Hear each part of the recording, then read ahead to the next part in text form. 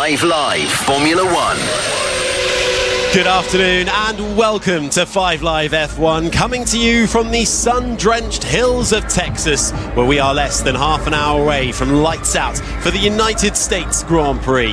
The Circuit of the Americas hosts us for the 13th time. Nestled just outside Austin, this over 5.5 kilometre circuit is one of the most spectacular on the calendar, with a steep climb into turn 1, sweeping high-speed S's and tight and technical corners. The weekend so far has already served up drama. The sprint race produced fireworks, with both McLarens crashing out, and with the grid for the Grand Prix set, we're now at the moment where every single overtake, point and mistake can make or break the championship, with leader Oscar Piastri starting down in 6th, Lando Norris, who trails him in 2nd, and the reigning champion Max Verstappen going from the pole. We're about to turn up the heat even more. It's Harry Benjamin up in the commentary box with you for this one, and alongside me is the 1996 F1 World Champion Damon Hill. Damon, COTA has become a firm favourite over the years, hasn't it? F1 getting bigger and bigger in the States. There's a lot to look forward to over the course of the next 56 laps. Yeah, indeed, Harry. And of course, I think they just signed an extension, so I think we're here till 2034 or something like that. So, yeah, they like it here, and it's growing and growing. Formula One is getting stronger, and as we speak now, we're watching all sorts of action on the track, entertainment. It's non-stop. They've got roller coasters, they've got everything to keep you occupied. I did actually, I think as a measure of the success, now they've added a bit of a traffic problem. I was in the car park on Saturday. It took me 2 hours to get out of the car park. But anyway. I hear you've got a few hacks for getting in though, David. But getting in was a different matter, Harry, because I did manage to, they've also got a lot of drivers. They're getting outriders, motorcycle outriders and police escorts and everything. So you come out of your hotel and then you hear all the sirens going, and there's an Aston Martin and Fernando Alonso surrounded by motorcycle cops going down the road, and I was thinking to myself, if I could just tag on. Anyway, I did. I tagged on to one of them. I was on the motorway, and we were going at ridiculous speed. I won't mention how fast, but anyway, it got me in much quicker that way, and that was on Saturday. And then today, the same guy went past me, and I followed him, and he was in a very nondescript Mercedes, so that's a clue, and the number plates were Georgia plates. Who could it be? Wonder who that could be. Anyway, we should say safely following the police escort, but yes, the traffic was something to get in, but we've all made it. I had the right credentials. You also had the right credentials as well. We didn't get such luck, sadly, in our car, but everyone has made it. The grandstands are absolutely packed. It is a sellout, and indeed the Circuit of the America has been confirmed by Formula One with a calendar extension through to 2034. So it is going to be here for the next 9 years or so, which we are looking forward to, and the heat certainly getting higher and higher today, and we can head down to the grid and absorbing it all. It's Jenny Gow. Oh yes, I am absorbing it all. I've got sunblock on because it's very hot down here and a little bit windy as well, and note the wind, it's changed direction. So before I looked up the hill to the first turn, masses of people on the right hand side on Phil Hill, and the flag was pointing the opposite way. Now if I look up today, it's a 180 degree turn, and it's pointing towards the grandstand and away from the first turn, and that is going to have a big impact on the race potentially today. And we can talk about wind a lot going through and up to the build-up, but it's very busy down here. It looks like everybody's wearing a cowboy hat, everyone's got boots on, and the vibe is very excited. Everyone always keen to embrace the Texan atmosphere here at the Circuit of the Americas. Yeah, yesterday there was a really strong tailwind going through the S's section of Sector 1, which resembles Maggots and Beckett's of Silverstone. This track is made up of some of the best bits of circuits from around the calendar. You have the huge incline up to turn 1, and then it plunges downhill through a slight S reminiscent of Suzuka, and then you go through the S's of Maggots and Beckett's. You flick left, right, left again before you're then almost heading at huge speeds, over 300 kilometers an hour, down the back stretch towards the heavy braking zone of turn 12, a DRS zone as well, the drag reduction system. If you're within a second of the car in front, you can flick a switch on your steering wheel and the rear wing flap will open. It will give you about 20 kilometers per hour speed boost over the car in front, so watch out for overtaking there. And then it gets tight, twisty and technical in the final stadium section before you find yourself back round again after 20 turns, 11 going to the left and 9 going to the right. And there are huge stakes for this, the 19th Grand Prix of the season, after the sprint race yesterday where points were on offer, less points but still crucial, and it was Max Verstappen who bagged 8 points for the sprint win, while his two contenders, Oscar Piastri and Lando Norris, the McLaren drivers who sit ahead of him in the standings, picked up nothing. So it's Oscar Piastri who still heads the championship to Lando Norris. That gap stays the same at 22 points, but closing in is Max Verstappen, Damon Hill, 55 points now away from Oscar Piastri's championship lead. Is he a real threat not only for this title but also today for the win? Well, he will be starting from pole, but can anyone stop him?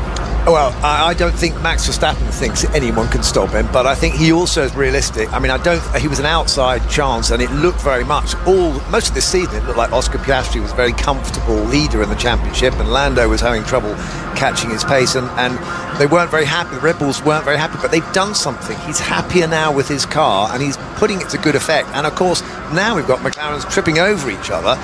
You had Oscar very uncharacteristically dropping a whole load of points in Baku, and then Lando has seemed to be he's got the pace. And this weekend he was quicker nearly everywhere when they were doing the practice runs and the qualifying, by about 2/10 over Oscar, which has been unusual. There has been usually nothing between these guys, so Oscar's a little bit out of sorts. Maybe he's feeling the pressure, and then of course now both of them are being caught by Max Verstappen, who's been handed a fantastic bonus of 8 points over them and closing up on the McLaren. So there's pressure coming from this team. He's relentless as a racing driver. He never gives up, and he gives their 100%, so they cannot afford to make any more mistakes. Lewis Hamilton, we're just seeing now, is scooting down the pit lane towards the grid, with Charles Leclerc following on foot, not wanting to push on the scooter, is Charles Leclerc. The two Ferraris starting 3rd and 5th, Leclerc ahead of Hamilton.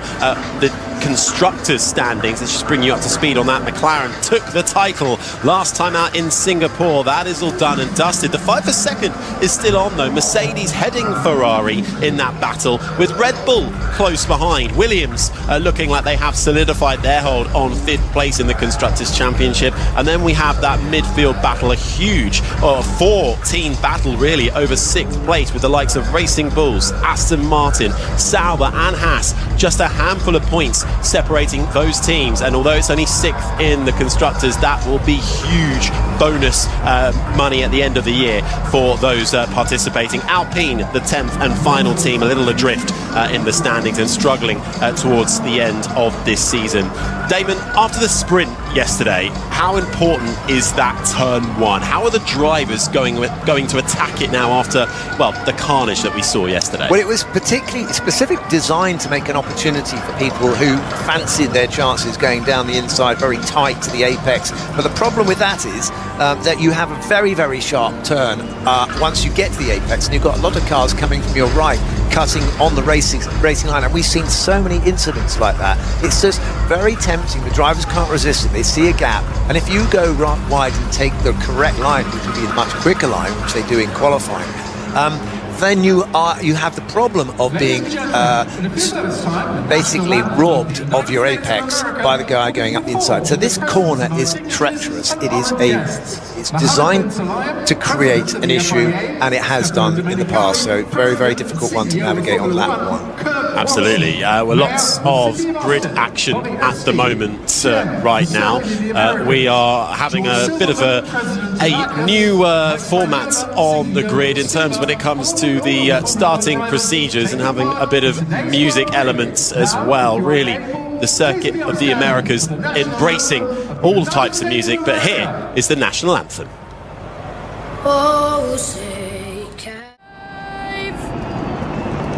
The national anthem for the United States of America, as the flyover appears over this vast circuit. The huge flag, the stars and stripes of the United States, stands tall at the top of turn 1. And let's head back to the grid. Jenny Gowes with Zach Brown. I am CEO of McLaren. Zach, that was amazing. Your home anthem in front of a massive crowd. It means a lot to you to be here in America, doesn't it? No, 100%. Very proud.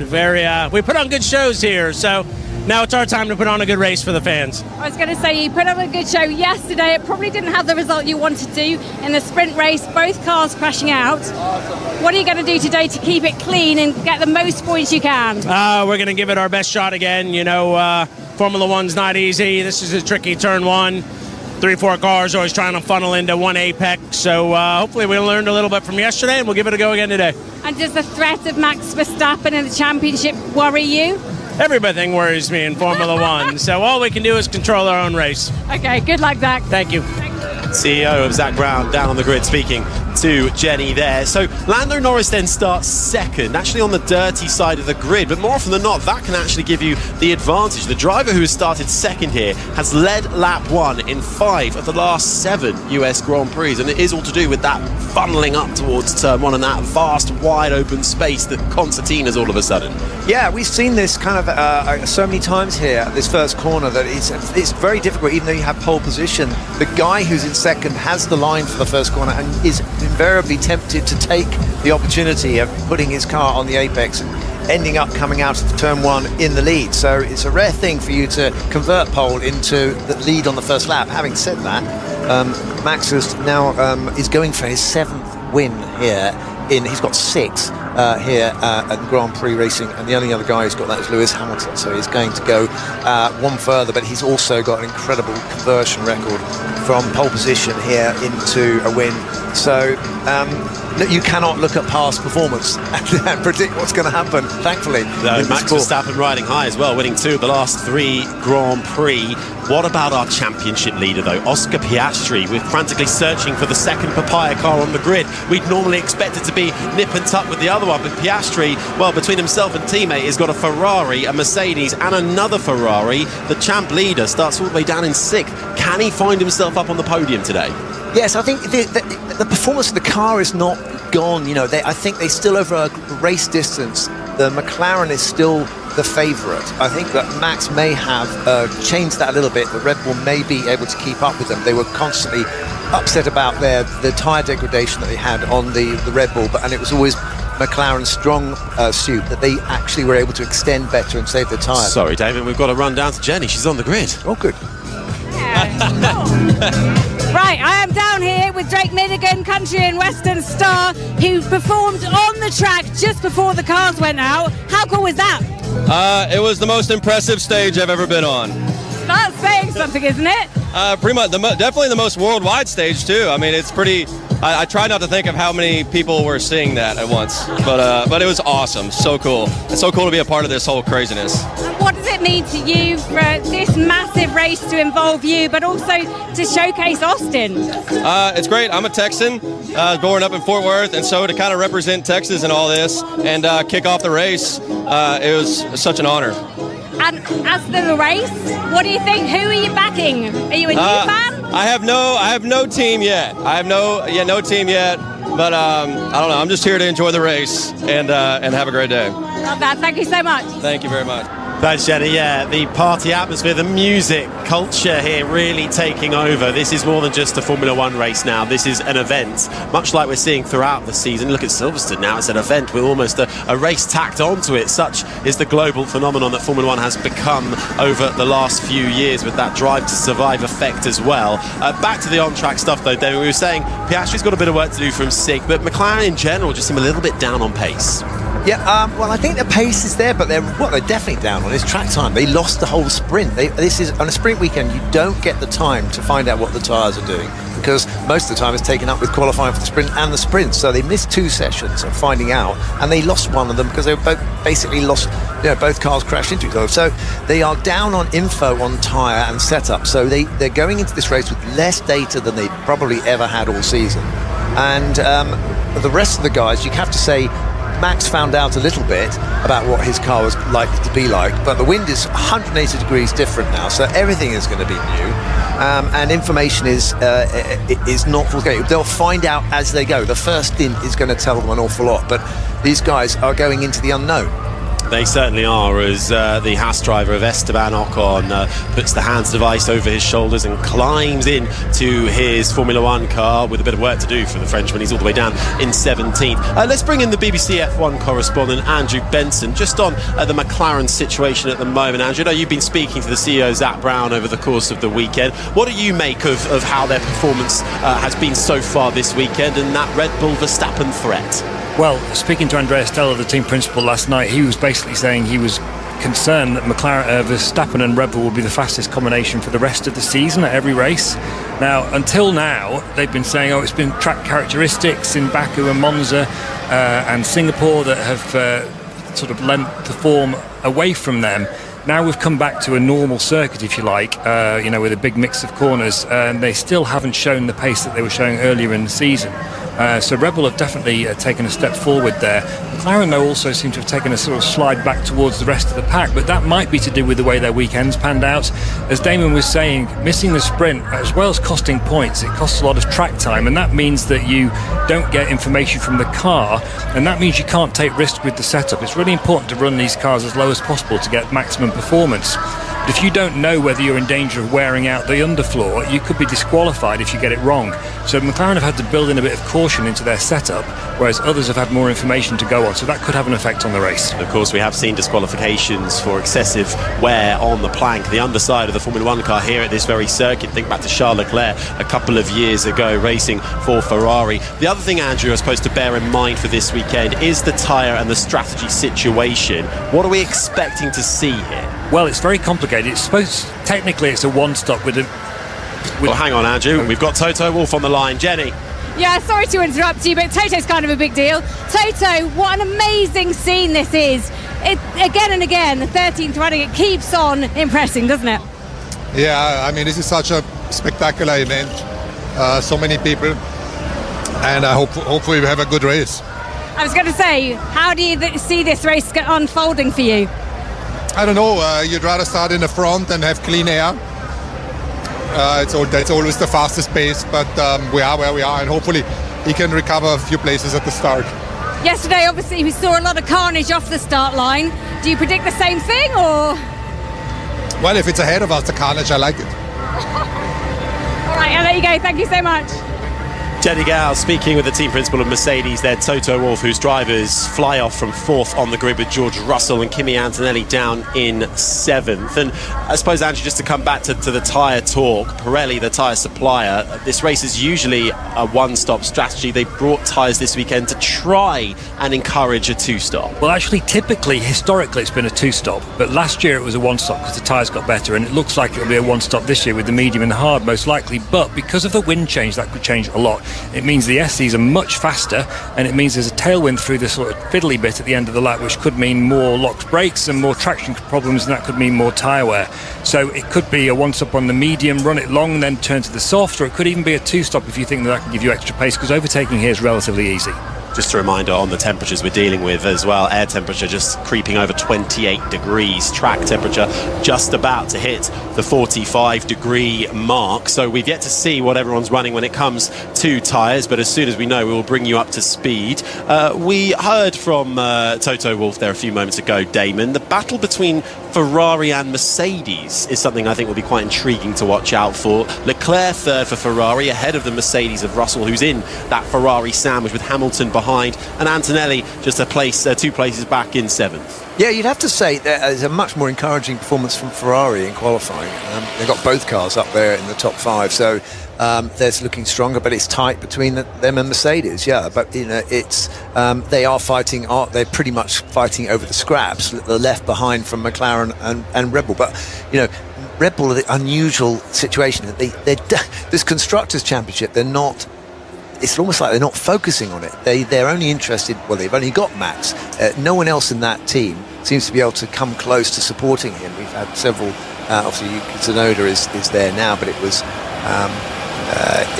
Sergio Perez last year, and they just aren't able to back up Max Verstappen. So I don't know whether it's a policy or what it is, but everyone else is working as a team, and Red Bull are very much focused on this one performer, this Max Verstappen that they have, who if they didn't have that, you don't know where they'd be. Well, we have just seen the tyres, which majority running medium tyres, but Charles Leclerc, the highest soft tyre runner, so that's going to be really intriguing to watch out for. The race is coming up shortly. Do stick with us here on 5 Live, but for now, let's get your latest news headlines with Richard Foster. The voice of the UK. Formula One on 5 Live. Good afternoon and welcome back to 5 Live F1, coming to you from a sun-drenched Texas, where we are just moments away from lights out for the United States Grand Prix here at the Circuit of the Americas, and it's a sellout. Grandstands absolutely packed to the rafters. The VIPs are everywhere. The celebs and the stars have come out to play. But we have 56 laps of important racing to get underway, and guiding you through it from the commentary box is myself, Harry Benjamin, alongside me the 1996 F1 World Champion Damon Hill and the BBC F1 correspondent Andrew Benson. Andrew, if I can just bring you in quickly on the tyre situation. We were talking about that earlier. Majority on medium runners, but Charles Leclerc starting on the quick soft rubber.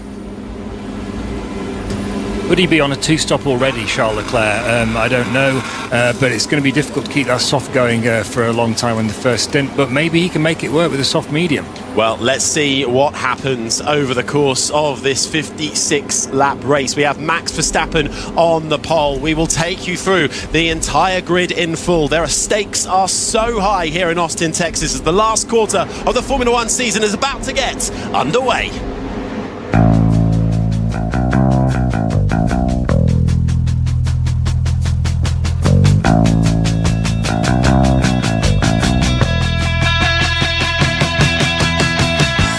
From back to front, let's take you there with Isaac Hadjar, who crashed out of qualifying. The French rookie starts right at the back, along with Lance Stroll's Aston Martin after a 5-place grid penalty. Alex Albon had his lap time deleted in qualifying, goes from 18th behind the Haas of Esteban Ocon, with Gabriel Bortoleto Sauber starting from 16th. Both Alpines inside the top 15. Colapinto behind teammate Gasly, who goes from 14th, behind his old teammate Yuki Tsunoda from 13th, behind Liam Lawson, with Nico Hulkenberg Sauber 11th. Into the top 10, and it's Fernando Alonso with his 12th Q3 of the season, behind Carlos Sainz's Williams in 9th, and Oliver Behrman, a career best start for the rookie, going from 8th. Kimi Antonelli's Mercedes is 7th, just behind the championship leader Oscar Piastri from 6th. Lewis Hamilton into the top 5, behind his old teammate George Russell's Mercedes. Charles Leclerc is 3rd. The man who sits 2nd in the championship, Lando Norris, goes from that place, but on the pole it's Max Verstappen.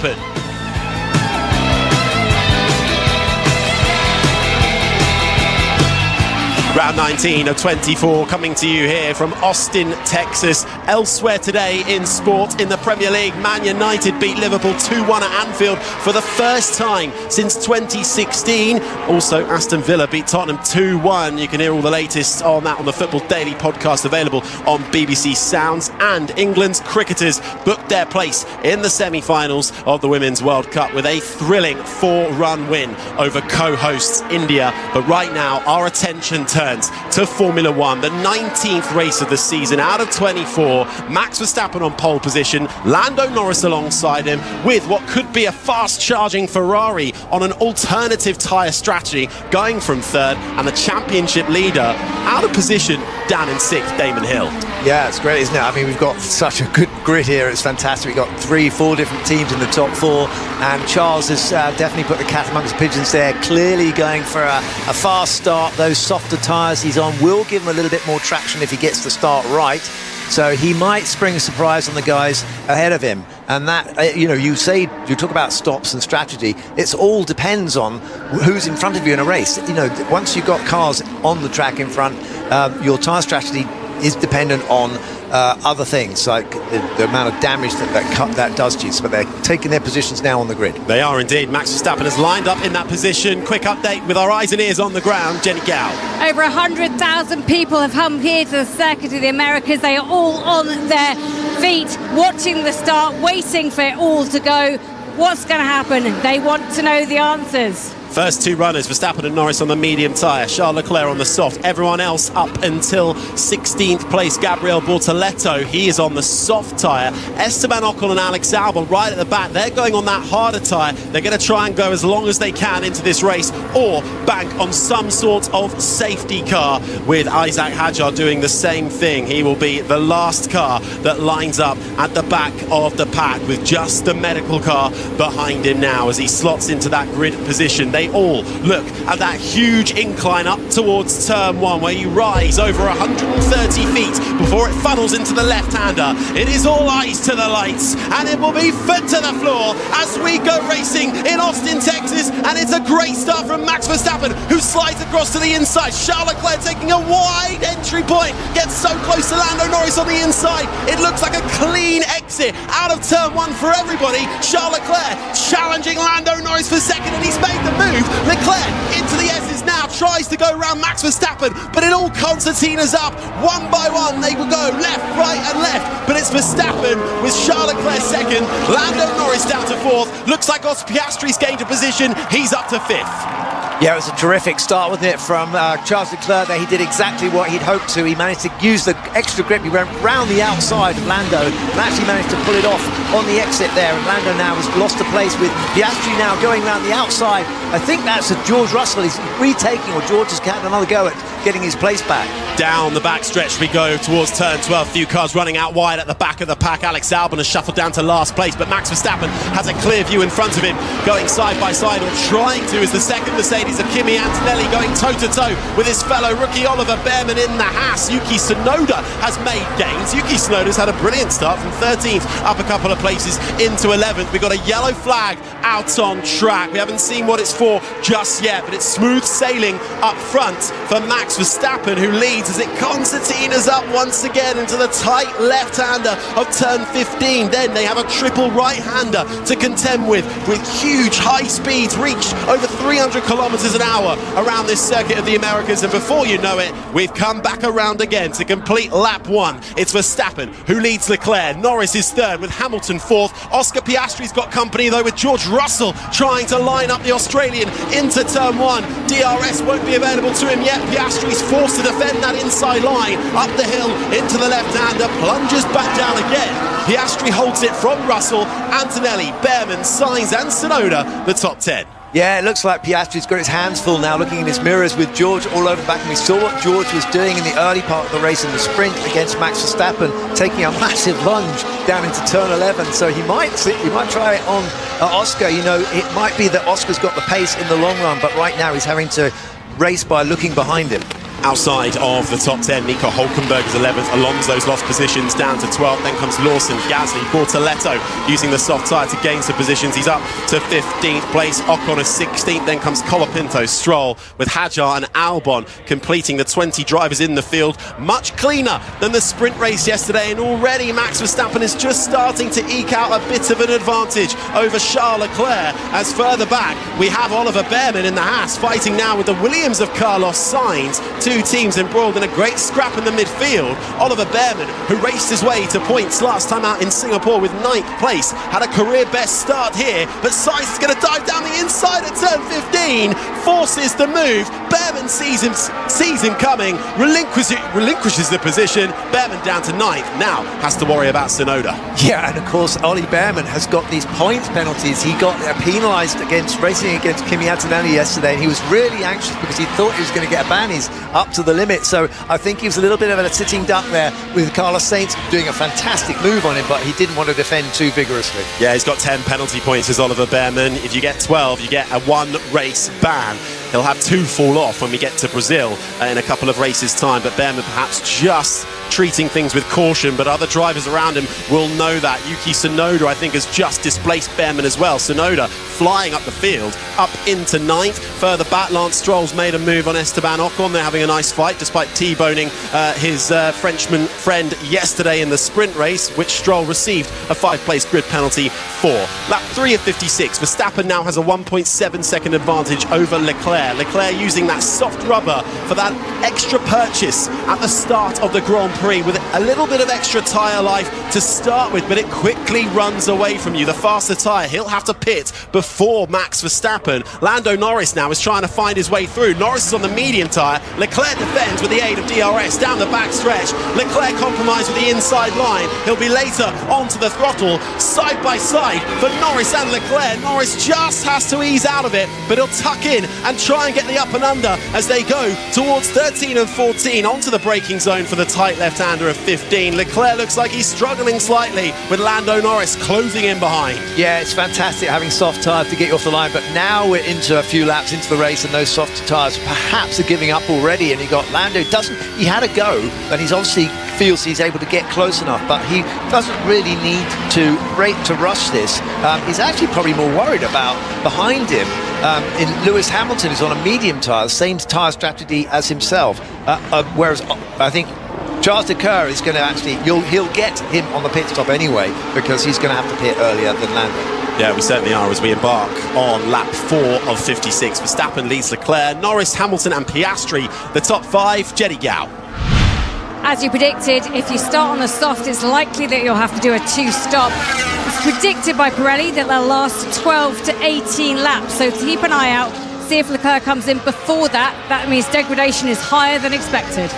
Thanks, Jenny. Yeah, looking for the medium tyre runners to stop between 20 and 26. The soft tyre runners between 12 and 18 laps past. But right now we're on the 4th lap of the Grand Prix, with Charles Leclerc now falling 2.5 seconds behind Max Verstappen. It's working out nicely so far for the Dutchman, who leads the way. Norris closes in once again under DRS. It's a powerful DRS here at the Circuit of the Americas. When you're within a second of the car in front, your rear wing can fly open and you can gain almost 20 kilometres an hour an advantage over your competitor. But once again, Leclerc holds off Lando Norris. Will Norris try and dive down the inside at 15? Norris takes a much wider line and sweeps into the corner, giving him greater momentum out of it. But Leclerc is placing that Ferrari in all the right positions. We don't know whether Norris can beat Verstappen on pace for this race, but he needs to get past Leclerc to find out. One of the things that McLaren have had an advantage with this year is long-run performance, keeping their tyres in better shape. We don't know whether that's still the case now Red Bull have upgraded their car and improved it, but McLaren hope that it is, but it's not going to find out, Lando Norris, unless he can get past Charles Leclerc quickly. And is that going to happen into turn 1? He closes in once again under braking, but Norris has got to be careful here because he's actually got Lewis Hamilton behind him in this fight as well, and Hamilton in the other Ferrari, unlike his teammate, is running the medium tyre, so those will last longer than what Leclerc has got to deal with as Verstappen sets the fastest lap of the race and extends his gap over this fight for second by over 3 seconds. Leclerc coming through the S's now as he rises up over the hill towards the left-hand flick of turn 10 that takes you up and over the crest, then slightly back downhill. The red glinting off the Scarlet Scuderia, then the Papaya McLaren as they all hit the brakes of turn 11 into the left-hander, and we have another go with DRS down the back stretch. Let's see what Lando Norris can do this time around. The rear wing flicks open once again. We see them coming towards the braking zone now. Leclerc doesn't feel the need to defend too much.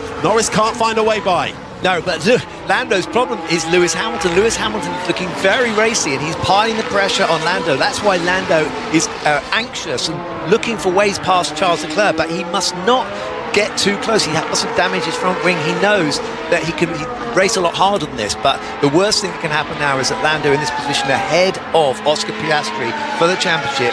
He's got a points gain on him, but it's not a massive one, but he just must not cause himself any damage. He's actually dropped back a little bit from Charles as we look at it spreading out a little bit more evenly, but Lewis Hamilton was putting the pressure on Lando Norris, and he's actually looking quite good this weekend. I'd say he's been talking very positively about his car and saying they've made some changes and he likes the way that Ferrari are now communicating with him, and I think he looks very comfortable in that car at the moment. Yeah, managed to get his first top 5 starting position here since Monza at the Italian Grand Prix, so certainly an improvement over yesterday's sprint race action as it just starts to settle down into a bit of a rhythm now on lap 6 of 56, but that clean air proving so critical for the likes of Max Verstappen with nobody in front of him. Leclerc second, the battle for third between Norris and Hamilton rages on now. Piastri 5th, the two Mercedes Mercedes, Russell and Antonelli are behind, with Sainz, Tsunoda and Behrman rounding out the top 10. Hulkenberg is 11th ahead of Alonso, Lawson, Gasly and Bortoletto, the top 15, with Colapinto, Stroll, Ocon, Hadjar and Alex Albon, the 20 drivers that all still remain in the field. Let's head back down to Jellycat. Lewis Hamilton, spoke to him yesterday after qualifying, and he said is absolutely desperate for a podium. It's the longest he's been without a podium in his career, and he is jumping at the bits to do that better this weekend.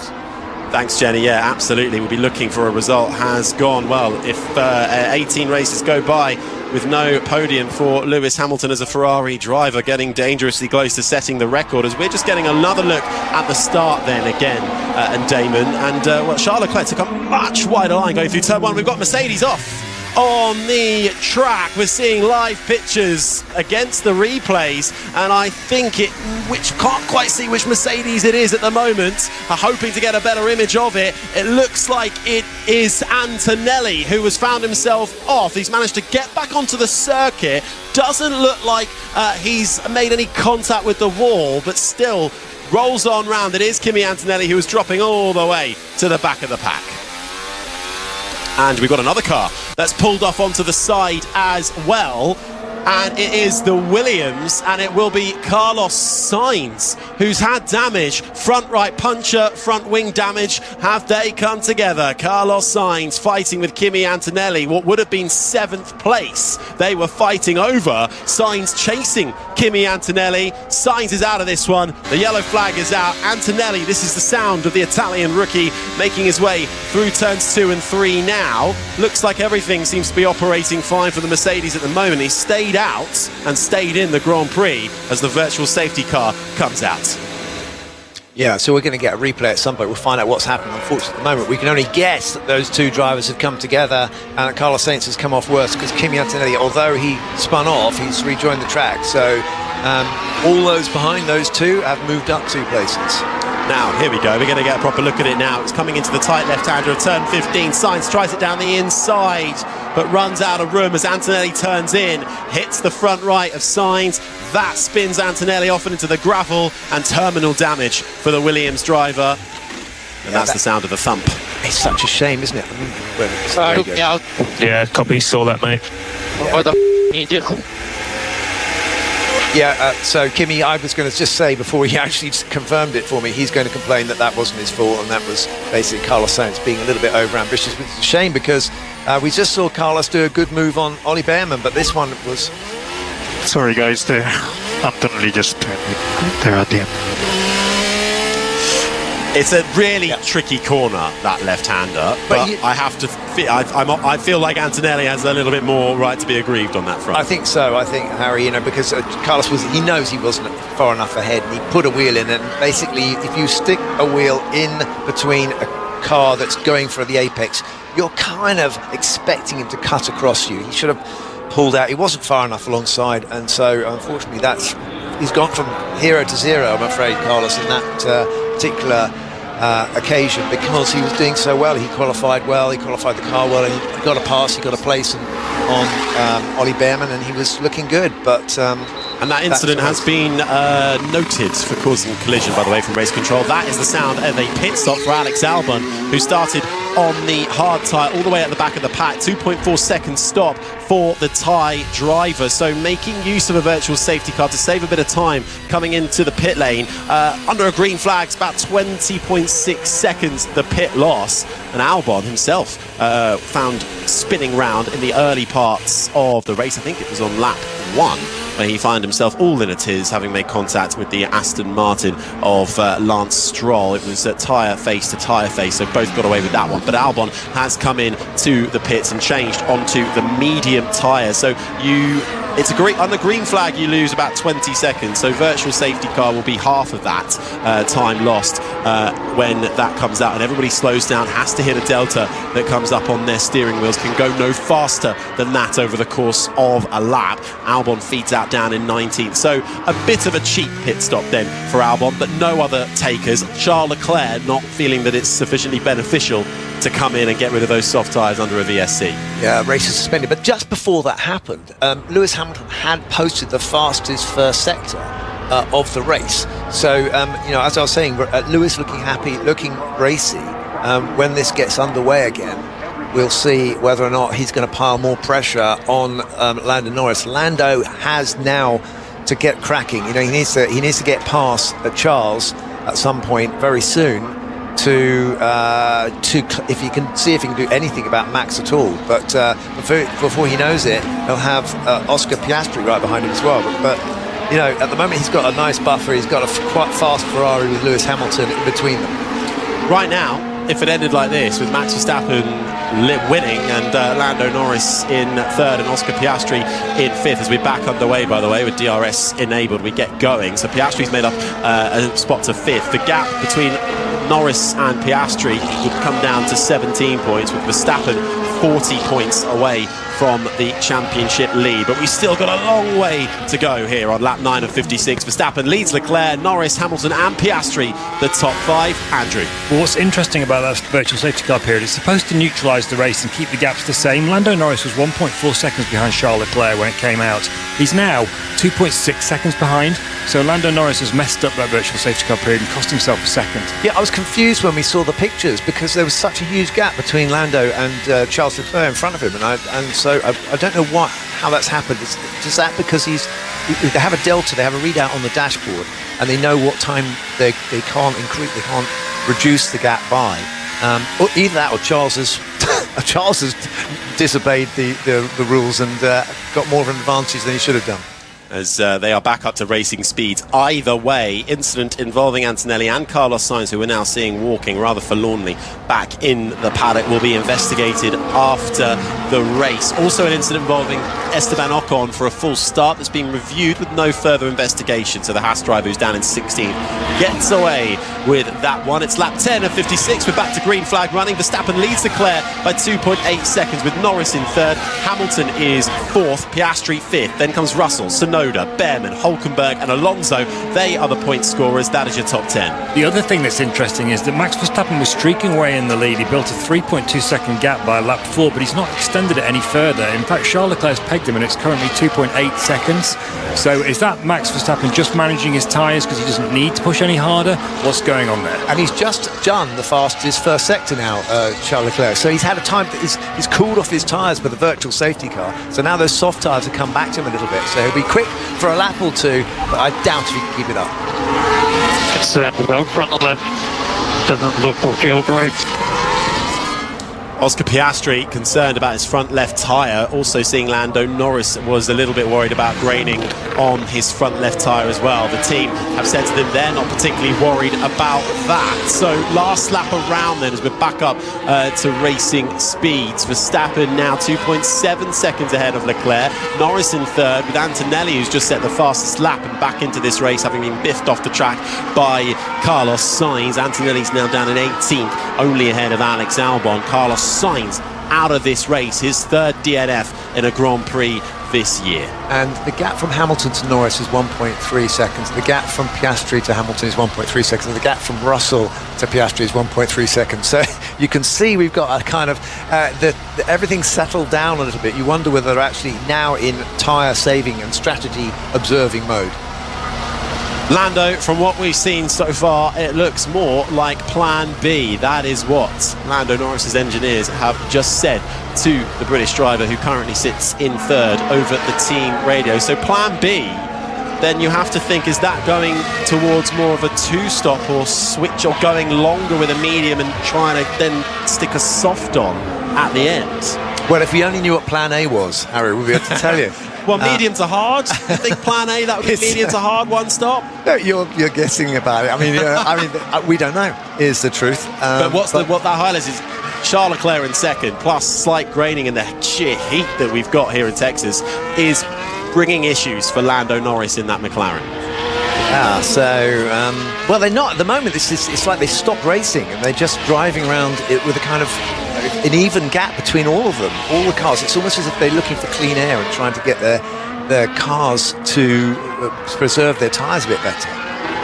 Lap 11 of 56, and the closest fights at the moment look to be outside of the points. Pierre Gasly is closing on Liam Lawson for 11th. They're bringing Gabriel Bortoleto along as well. Lance Stroll is looking at the back of Franco Colapinto's Alpine for 14th. So they are the closest fights out on track at the moment. But Max Verstappen, romping away out in front, now extends the gap to over 3 seconds as he comes across the line to begin lap 12 of 56. Verstappen, Leclerc, Norris, the top 3. Hamilton, Piastri, the top 5. With Russell, Yuki Tsunoda is in 7th. Ahead of Behrman, Hulkenberg and Alonso, the top 10. Just outside then is Lawson, with Gasly in 12th, Bortoleto, Colapinto and Stroll the top 15, with Ocon, Hadjar, Antonelli and Albon, the 19 drivers that remain in this race. One retirement in the form of Carlos Sainz. Yeah, I have to say also, Ollie Behrman must be sitting there thinking to himself, this is where I should have been in the first place.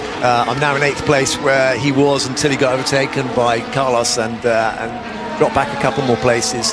Now he's recovered those 2 places thanks to those 2 tangling, but he's performed very well, and that car is going well. They brought updates and stuff. I know this is their home Grand Prix, the only American team in Formula 1 currently until next year when we get Cadillac. Well, quite right. Haas, also the American team on the grid, are running an upgrade for this weekend as well, with some new bits for the floor of their car and the side pod and on the rear, in the hopes of trying to play a bit more of a part in that huge midfield fight over 6th place in the Constructors. I mentioned there was a battle between Stroll and Colapinto over 14th and 15th. Stroll diving down the inside at turn 1. Colapinto tries to fight back as they plunge downhill and head towards the right-hander and into the S's, but can't fight that one. Colapinto then falling behind Stroll to 15th place. The Canadian on the soft tyre in the Aston Martin up into 14th will now set his sights on Gabriel Bortoleto. Stroll's teammate Alonso is still up in the points, just clinging on to 10th spot at the moment. Good start, must be said. I know there's been a couple of places gained for those in the bottom end of the top 10, but Yuki Tsunoda from 13th on the grid has worked his way up into 7th, so I think he had a pretty flying start off the grid on lap 1, so a little bit better from Tsunoda, but still a fair way from Max Verstappen. Last lap around for Verstappen, a 1:39.4, Yuki Tsunoda a 1:45, and if we look at the comparison for the top 3, Charles Leclerc 1:41, Lando Norris a 1:39.7, so it's nip and tuck, but Charles Leclerc certainly the slower of those two, and proving a little bit of a cork in the bottle and chucking up dirty air for Lando Norris as well. Yeah, have you got your graph that shows the pit stop options? But if you start, I'm just thinking with Charles, he's had a bit of a break here with the virtual safety car, because he's saved his tyres a bit. He's given himself a few more laps, and now he's getting into a possible one-stop window. You never know. I mean, it's up to lap 13 now, so under normal circumstances, those tyres would be rooted and would be coming in for a pit stop, but he's not. And Lando is actually closing up on him a little bit, so maybe those soft tyres are starting to complain a bit. Maybe we'll hear a radio message from him in a short while, but currently he's reasonably comfortable. Max Verstappen has crept away from them all, but he's only got a 4-second gap. He was up to a 5-second gap at one time, so they're hanging on. The race is still on, and we're still guessing as to what the strategy will be. Piastri seems slow. Yeah, I think he's struggling front left.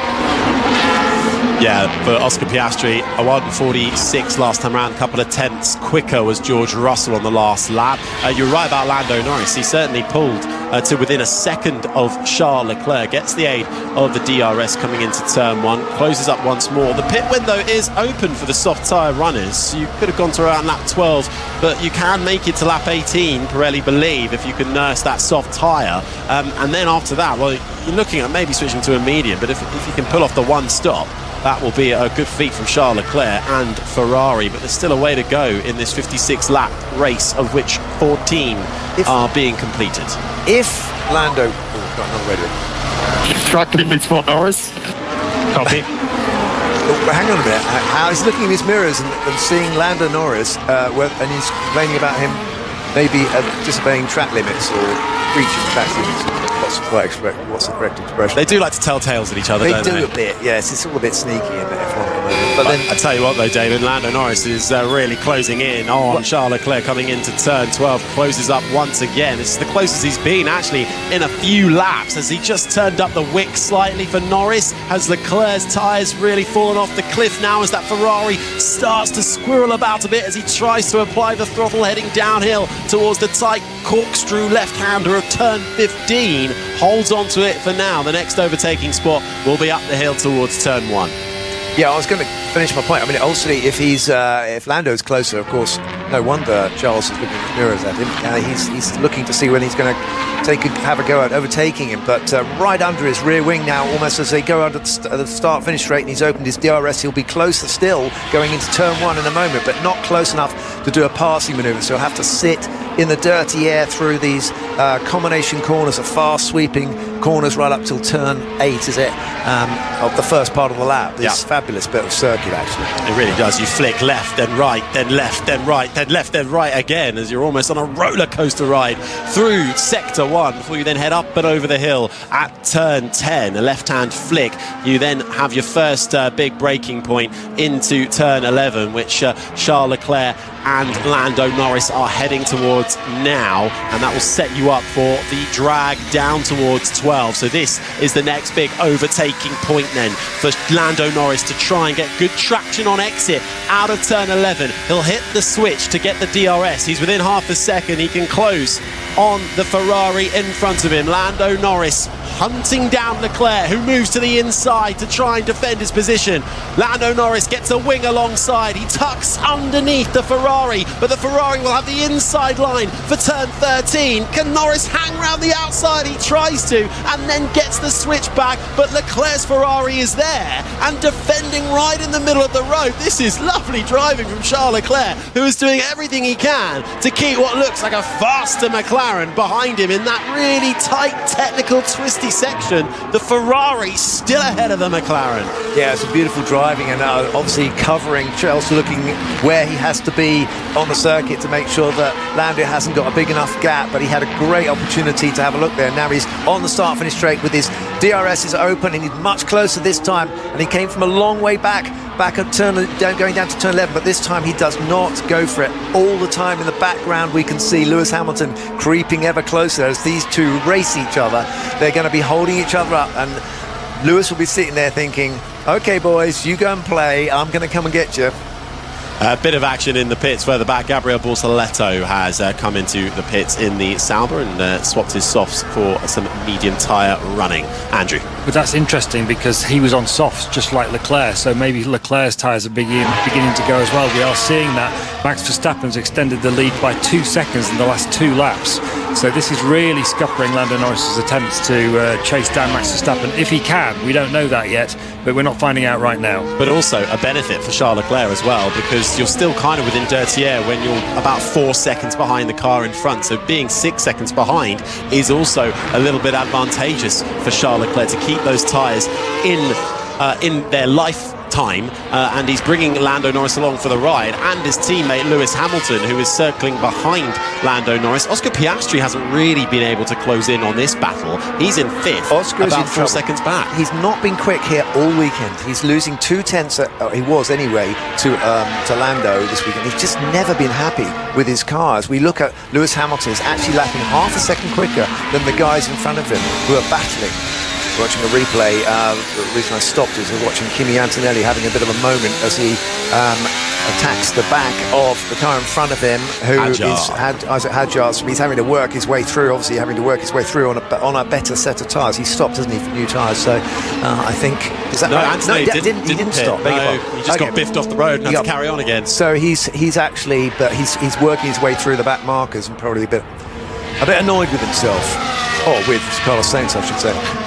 That incident will be investigated after the race as well. Lap 17 of 56, Max Verstappen continues to lead the United States Grand Prix here in Austin, Texas, at the Circuit of the Americas, with a sold-out audience watching here at the track. Charles Leclerc for Ferrari is 6.7 seconds back, but he's got Lando Norris all over him. just 6/10 away, but Norris continues to not be able to find a way through. We're about to go for the ride again, down towards turn 12. Hamilton's lurking in the background too. This is the battle for second place as it currently stands, but it's scuppering Lando Norris in his attempts to close the gap and fight for the win of this race. Charles Leclerc driving perfectly on an alternative strategy right now, keeping those soft tyres within their life and stopping the British driver behind him on the medium tyres, while slightly slower initially, can go a lot further into this race, but he can't utilise everything that he's got beneath him because he's got the plucky Monegasque holding him up in front. Plucky Monegasque, he's doing a beautiful job, and not only keeping Lando without an opportunity, but he's also making these tyres work, which is a great sign for Ferrari. Ferrari will be very happy with the way these tyres are lasting out on the circuit. Nevertheless, though, I think he's slower than Lando, and Lando now is... I was wondering whether the plan B was a two-stop. So Lando is now thinking, I can use up some of my tyres to try and attack Charles. I will abuse those tyres a little bit, but it's worth it in the long run because I'm going to come in and have two sets, another stop later on. So he's getting right all over the back of him now as we go through turn 3 and 4 and 5. Yeah, through the S's, the sun glints off the Ferrari and the Papaya chasing it as well. A glint of red and orange flashing through the screens. Let's just check in down on the ground. Jenny Gow. So if you want to go onto the hard tyre, they will last you about 30 to 35 laps. So Charles Leclerc and that Ferrari is doing a cracking job of extending on those soft tyres, may be able to pull off a one-stop at this rate. Yeah, he's doing a great job, and Charles Leclerc will have the track advantage, but Lando Norris, again, within a second, opens up the DRS.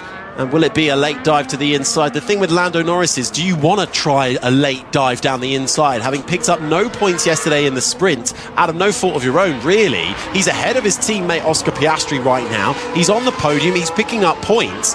Is there a part of Lando Norris here which is just thinking, is it worth it to try and be more aggressive than he currently is? Yeah, I definitely think he wants to be aggressive, but I get the sense there was an opportunity there to be a little bit more feisty with Charles as he went through a turn. That fantastic little section, which is 13, 14, 12 to 15. It's slow and twiddly, but the guys have a little look, and this is where, of course, Carlos Sainz got caught out by going down the inside of Kimi Antonelli. It's a tempting little place, but you have to be so careful. And I think with Lando, he's just desperate not to damage his car.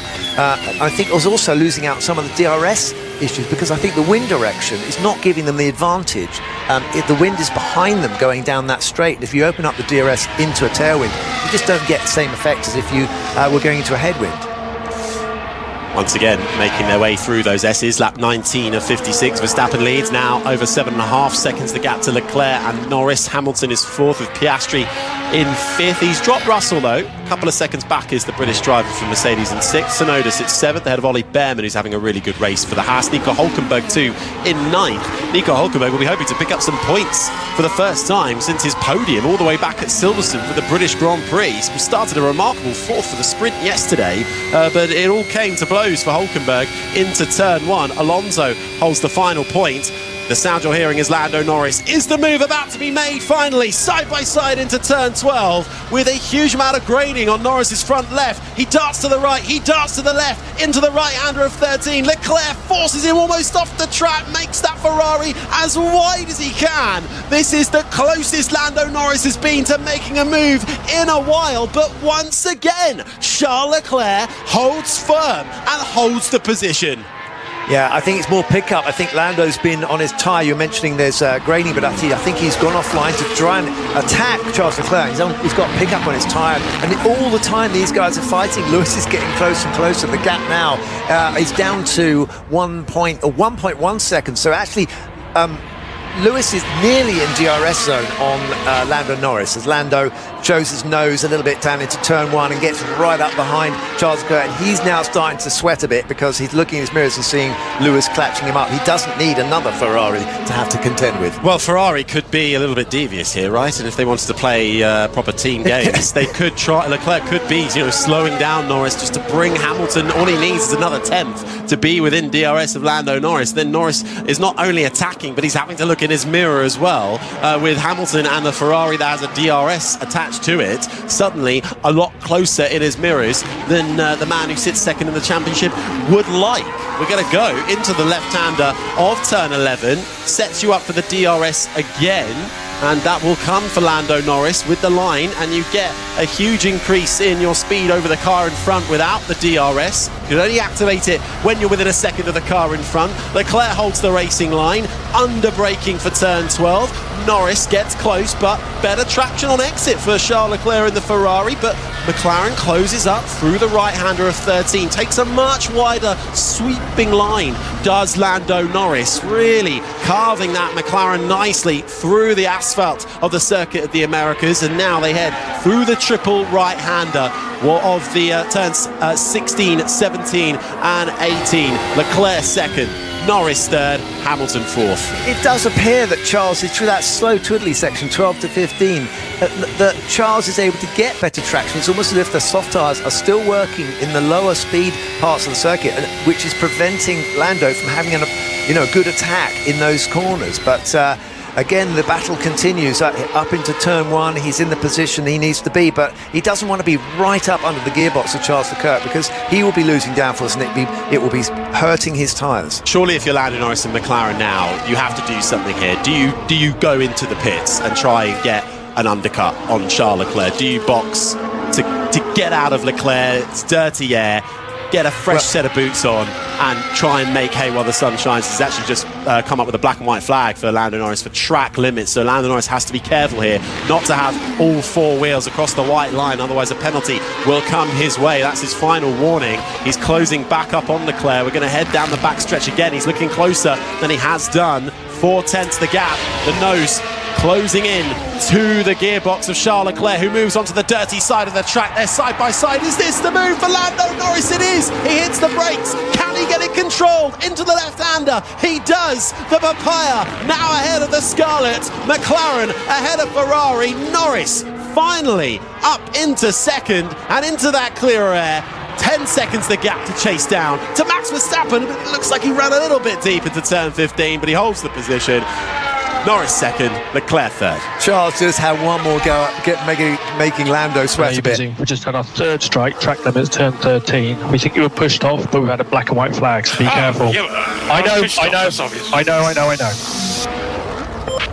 And that's the conversation they were having about the black and white flag and the track limits. So a little bit of frustrations bubbling over the team radio here, but that would have happened before the overtake just now, because the team radio was on a slight delay. So slightly more positive signs now for Lando Norris, who, depending on how well he's kept those tyres in shape, being behind Charles Leclerc's Ferrari, can try and turn up the wick and get on with it and close down the gap slightly to Verstappen ahead. Yeah, we're going to find out the true place now of the McLaren. As you were saying about pit stops, it was very timely that he got past Charles Leclerc there, because if he'd come out, the pit stop was about 22 seconds, he would have come out possibly behind Tsunoda, who is Max Verstappen's teammate, obviously, and that being not desirable. There isn't a gap for him to drop into. Now, as he gets ahead and gets some clear air, he'll be able to move up the grid if he does decide to pit. And so I reckon he'll be probably waiting for the guys behind him to pit as much as possible so he gets the gap. But that is the problem with pitting early, is you end up in the traffic. Now, I wonder how easy will Charles Leclerc make this with Lewis Hamilton, who is right wheel to wheel with his teammate, the two Ferraris, through turn 12. They're not making it particularly easy for each other as they almost bang wheels. Charles Leclerc on the soft tyre, which will be screaming as they go through 13 and 14 and almost come to blows. Just a paper width between the two Ferrari tyres.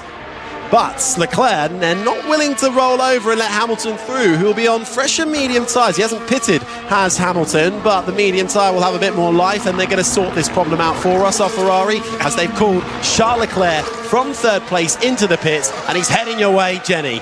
Certainly is. They'll crowd round in the pit box. The timer has started already. 20 men lift the car up. He's gone on to the medium yellow banded tyres. It's a 2.3 second pit stop. Very good for Ferrari, and is all released back out onto the track. Yeah, Ferrari been great with their pit stop so far, averaged as the fastest of the teams up there. So Leclerc then has done a great job in extending that stint on the soft tyre for 22 laps. It was only expected to go at a push to 18 and comes out into the field in 9th place, just ahead of Fernando Alonso's Aston Martin. Lap 23 then at 56, it's Verstappen, Norris and Hamilton the top three. Piastri is 4th ahead of Russell, Tsunoda 6th ahead of Behrman, Hulkenberg is 8th, Leclerc pitting, coming out in 9th, Alonso is 10th, then comes Lawson in 11th, Stroll, Gasly, Colapinto and Antonelli recovering now, having been biffed off the circuit by Carlos Sainz. He's in 15th, Ocon is 16th ahead of Albon, Hadjar and Bortoletto, the 19 drivers that remain in the field, just the one retirement from Carlos Sainz. Interesting that Ferrari have chosen the medium tyre for this second stint. You would think that he's got the softs quite a long way, 22 laps. You would think he would go into the hard and try to get to the end of the race on that. But the medium, does that mean he's going to think he can get to the medium to the end?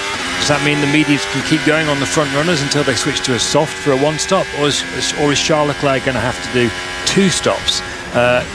It seems to be like a sort of halfway house strategy choice at the moment to me, Ferrari. Well, he's managed to get the soft tyres to go 20 laps, and so, you know, exactly. I think the medium is well on for getting to the end of the race. Well, we'll see how Charles Leclerc can manage that all the way to the end. We'll keep an eye on the Ferrari driver and the progress. No sign yet of pit stops from the front runners. If you're on the medium tyre, well, if you can extend to around about lap 26, you're doing well. Or if you're going for a one-stop all the way to lap 34, if you want to put on the soft tyre to run at the end, which would be a bold move for that one. But the most mainstream of the strategies being medium to hard after about 26 laps. But of course, we had the virtual safety car, which allowed everyone just to slow down and save a little bit of tyre life. You remember I was talking about where you'd come out if Lando had come out, gone for a pit stop, where he would come out. Look at Charles Leclerc, he's in 9th place behind Nico Hulkenberg, Ollie Behrman and Tsunoda. So he's got a bit of work to do to get through those, but they'll probably pit in a minute anyway, so he might get them out of the way that way. But Lewis Hamilton did the fastest first sector just after Charles came in, and now he's dropping back from Lando, but nevertheless, Lewis very happy with his Ferrari at the moment. Certainly is. As the closest fights now out on the track, well, everybody is sort of being quite neat and tidy right now and managing their pace until one of the front runners on that medium tyre pulls the trigger and comes in for a pit stop. The gap between Verstappen and Lando Norris now at just over 11 seconds. Last time around, Norris was actually a couple of tenths quicker than Max Verstappen.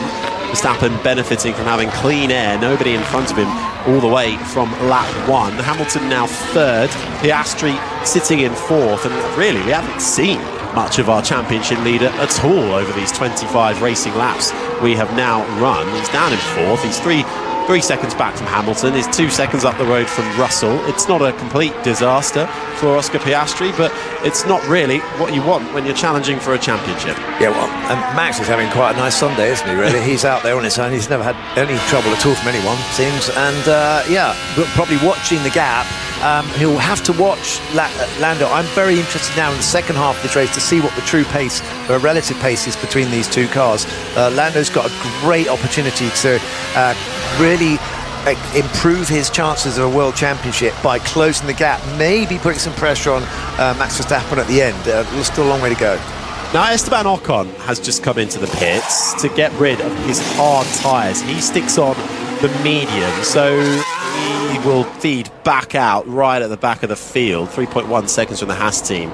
I'm wondering, is everybody now just eking it out and biding their time to go as far as they can on this medium tyre before then sticking on the soft and going all the way to the end? Because I don't think anybody wants that hard tyre in the race. No, and if you look at the lap times, there's hardly anyone is sort of doing something massively different. Okay, Max is quicker, he's just on a 39.4. Let's see what Lando does. We've got to wait 11 seconds till he crosses the line, and we'll see. At the moment, his last lap was a 39.7, which was slower than Max's, but now he's done a 39.5, so he's a tenth slower than Max. So Max is still very comfortable there in the lead. The gap is not coming down between those two. You're listening to the United States Grand Prix here in the Lone Star State, Austin, Texas, for the 19th round of the Formula One World Championship, where Max Verstappen currently leads the race. The man who sits third in the championship, looking to make up points on the protagonists of the two McLaren drivers. The leading one is Lando Norris, who sits second in the driver's title right now, second on the road. The current championship leader, Oscar Piastri, set to lose a bit of ground, only fourth at the moment, but still a long way to run in this race. We're expecting and thinking we're seeing the majority of the field, at least the point scorers right now, trying to eke out their tyre life as hard and for as long as they can before switching to a bit of soft tyre rubber, the fastest of the compounds that Pirelli, the tyre supplier, bring for a sprint to the finish. So it could well be a little bit of a slow burner, this one. But we're seeing Charles Leclerc and hearing Charles Leclerc at the moment, who did such a magnificent job in the first stint of this race, starting on that soft rubber, keeping Lando Norris at bay for so long, eventually succumbing to the Brit, having to come into the pits. He's just stuck on now some medium tyres and is carving his way back through the field. Nice move on the Sauber driver of Nico Hülkenberg. Leclerc gets himself up into 8th spot. Alongside myself, Harry Benjamin, in the commentary box is the 1996 F1 World Champion, Damon Hill. That's me. Hi, Damon. Yeah, you can introduce me as the world champion anytime you like. We were actually trying to find something like a really mundane stat of yours to introduce you as instead. Like, was there like a Ginetta Junior something, or Formula Ford where you finished third in 1980 or something? Can we have a bit of that? It's too long ago, I can't lie. I mean, the motorcycle champion of brands. How about that? That's one I'm really proud of. Okay. Only ever won 2 championships. One was the motorcycle champion of brands in 1983 or 4, I can't remember. And the other one was the World Championship. Finished 15th in some Grand Prix or other in a Brabham in 1991. Yeah. I was lapped 5 times by Nigel Mansell. I remember that very well. Well, okay, that's our next intro for you. But anyway, listen, our good listeners do not want to hear about my ancient career. Tyres haven't got tricky. Yeah, we think maybe conditions are changing a little bit here, Max. No, they want to hear about tyres, don't they? That's Max Verstappen saying things are tricky. The other voice you heard in the commentary box, by the way, was the BBC F1 correspondent Andrew Benson. We've got Jenny Gow down on the ground for us. We've just been seeing quite a really nice fight, actually, between Alex Albon and Franco Colapinto, former teammates, of course, last year at Williams, when Colapinto came in to replace the American driver Logan Sargent, having a nice battle in the middle sector after the long back straight into the left-hander of turn 15, going wheel to wheel. In the end, the Williams driver managed to win that one out ahead of Colapinto, and Albon rather recovering, having started right at the back of the field, having had his time deleted from qualifying yesterday. As it ticks over to lap 28 of 56, Verstappen leads Norris, leads Hamilton. Let's check in again with Jenny. Not much movement down here at the moment on the pit walls. I have just spoken to Pirelli. They do think Leclerc is going to try and get to the end on those medium tyres, but it's very much a waiting game for everyone, just seeing how much life they can eke out of their tyres before they change onto those soft tyres. That's the hope. Thanks, Jenny. Yeah, no one making a move just yet. Verstappen now 10.6 seconds clear of Norris. Hamilton third, Piastri, Russell the top 5, Tsunoda and Behrman the top 7, who have all yet to pit. Charles Leclerc has, from the soft to the medium, it's come out in 8th. Hülkenberg 9th, Alonso the top 10, and it's Lawson, Stroll, Gasly, Antonelli and Albon the top 15, Colapinto, Hadjar, Bortoletto and Ocon, the 19 drivers that remain in the field. Just one retirement in the form of Carlos Sainz. See, the problem is now that Norris has got is that Charles is making progress. He's doing quicker lap times, and he's closing the gap to the pit window now is very, very critical with Lando and Charles Leclerc, because Charles is actually circulating faster and keeping that gap to about 22 seconds, and he's closing on Lando Norris at that rate. The plan at this stage for Max Verstappen is, if we can extend as long as possible, we can look at an alternative strategy. So that to me looks like going for as long, as you say, on that medium tyre as they possibly can before flicking on a set of soft tyres, as Charles Leclerc breezes past the Haas of Ollie Behrman. Behrman, a rookie in the field and part of the Ferrari driver academy, with Haas, the American team in Formula One, with Ferrari power and differing performance levels, not fighting that one too hard. Leclerc's next target might be a little harder. It's the Red Bull of Yuki Tsunoda, who's been racing around on his own at the moment, down in 7th spot here in this United States Grand Prix, which is a sellout once again. The grandstand's packed full, and the circuit confirmed on the calendar through to 2039. That sounds from the pit lane not good. Pierre Gasly's just had a rather slow pit stop, going from the medium tyre. Gasly now back out on the soft tyre, which is going to be actually quite interesting for everybody to look at. It's an early switch to the soft. Well, that's a guarantee that everyone's doing a medium soft one-stopper. If Gasly can go with 27 laps left on the Alpine, if he's confident he can get to the end, you would think that means everyone else can do the same as well, which is interesting and ironic because just to get a bit boring about tyres again, Pirelli did a sort of step in the tyre choices between the hard and the medium this race, so the two compounds different, in the hope that it would generate a two-stop, because the soft to medium will be two. Here's some radio from Piastri. Thoughts on a soft to get to the end from here? I think difficult from here. Copy. Well, okay, so Oscar Piastri doesn't think he can get a soft to the end, but anyway, let's see. I think everyone's probably planning that, but I might be wrong about this theory that I'm going, but it seems that they're only going to end up, despite that, on a one-stop with a medium and a soft. So there you go. And more action in the pits, more action on track. Charles Leclerc's going wheel to wheel with Yuki Tsunoda through the inside of turn 13, which arcs round to 14, chops across the nose of Tsunoda, and Leclerc forces the issue by the time they get to the left-hander of 15. Leclerc now up into 6th. Yeah, but he's having to battle his way through traffic, and even though he's doing that, he's lapping half a second quicker than Lando Norris and almost a second quicker than Max Verstappen at the moment. Now, the only issue with that is when if those guys decide to pit, or Lando decides to pit, he's only got... Oh, sorry, David, we just saw a Red Bull really flicking into the pit lane. Do you see the rear end just nearly hitting the wall for Tsunoda?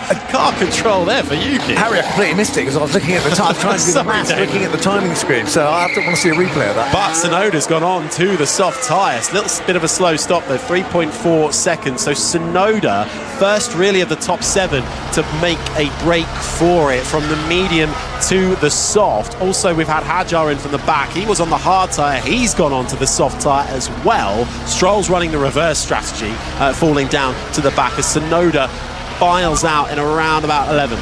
Oscar Russell is within undercut range. Would you prefer to pit first onto a soft or let him go and have to pass on track? Probably go first. Okay, so that is the deal for Oscar Piastri then, who has got a second over George Russell at the moment. He always sounds slightly bored with him, doesn't he, Oscar? And he's kind of his radio communications. He's never stressed at all, and he's sort of like he's trying to do his homework or something. Doesn't want to be disturbed. But getting back to my point, the same thing. He just highlighted the issue, which is if you pit early, the guys who are pitting early are actually getting an undercut on them. And we're going to see it all play out right now because McLaren are out in the pit lane. They have called Oscar Piastri to box. That is the signal to your driver from the pit wall to come into the pit lane. It's lap 31 of 56. Verstappen leads. The gap now down to 9.7 seconds, but Piastri's in. Jenny. Yeah, it's in. It's a good stop. It's quite fast as they put on the soft tyres. 2.3 seconds for Piastri, and it goes back out on track. Thanks, Jenny. And trundles down at 80 kilometres an hour, the pit speed limiter, before he reaches the end and then rises up the hill. He'll get back on the gas and up through the gears. Alonso's in. Behrman is also in. So that has pulled the trigger for those a little further back. Oscar Piastri, though, where is he going to feed out? That is the question. And he'll come out in 7th, behind Hülkenberg, behind Charles Leclerc as well. But Piastri has gone onto the soft tyre, we think, to try and go to the end. As we get a little look back at George Russell, what happened to the Brits? Now in 4th place. Was it a bit of a lock-up running wide at the end of the back stretch into turn 12? It was, and that looks like a bit of a front step as well. And George Russell carries on his way in this race. At the moment, though, the leader is still Max Verstappen, yet to pit, followed by Lando Norris, yet to pit, and Lewis Hamilton, yet to pit, all on the mediums. So Alonso has come in, and Lawson, as we know, and like Tsunoda and like Piastri, they've both put on the soft tyres, so I think we know what everybody's strategy is going to be from now. So the question just becomes, can Lando Norris close on Max Verstappen in any way to put him under any threat in that final stint? It's a big, tall order. We've got a Ferrari in the pits, though. It's Lewis Hamilton in from third, Jenny Gao. Yes, he pulls into his pit box, blazed up in the air. They put the soft tyres on, slightly sticky, nothing major. 2.6 for Hamilton as he goes back out into the fast lane of the pits in his Scarlet Ferrari. Thanks, Jenny, but that undercut as well, working for some further back. I think, where is that leading Lewis Hamilton, who's going to feed out behind Hülkenberg, who goes up into fifth. Hülkenberg hasn't pitted. Charles Leclerc is now back up into fourth spot. So lap 32, Verstappen, Norris still leading, still yet to pit. So Norris will, at the moment, if he stops, come out behind Charles Leclerc and have to pass him all over again after the first He's stint. taken out, I mean, he's always taken about 2 seconds out of him, Charles Leclerc, in the last few laps. Lando Norris has had a slow lap. He's actually slower than Max on that lap, so something's happened. Maybe a bit of traffic for Lando, but he's missed the opportunity to pit and come out ahead. It should be a lot easier, though, than it was in the first stint to pass Leclerc, because he's going to have a tyre offset. He's going to have softer tyres rather than harder tyres, which was the way around in the first stint, and he's going to have a life offset as well. So in theory, he should get past relatively easily, but of course we've seen through that first stint that Charles Leclerc, as well as being a bit of a tyre whisperer, he's very good at defence as well. He's a very good racing driver on every level, as well as being very fast on a qualifying lap. So in theory it should be easy, but will it be easy for Lando Norris to pass? Box. Yep, box is lap. That is the call from Lando Norris, the man who sits second in the championship, second in the race. He's in, Jenny.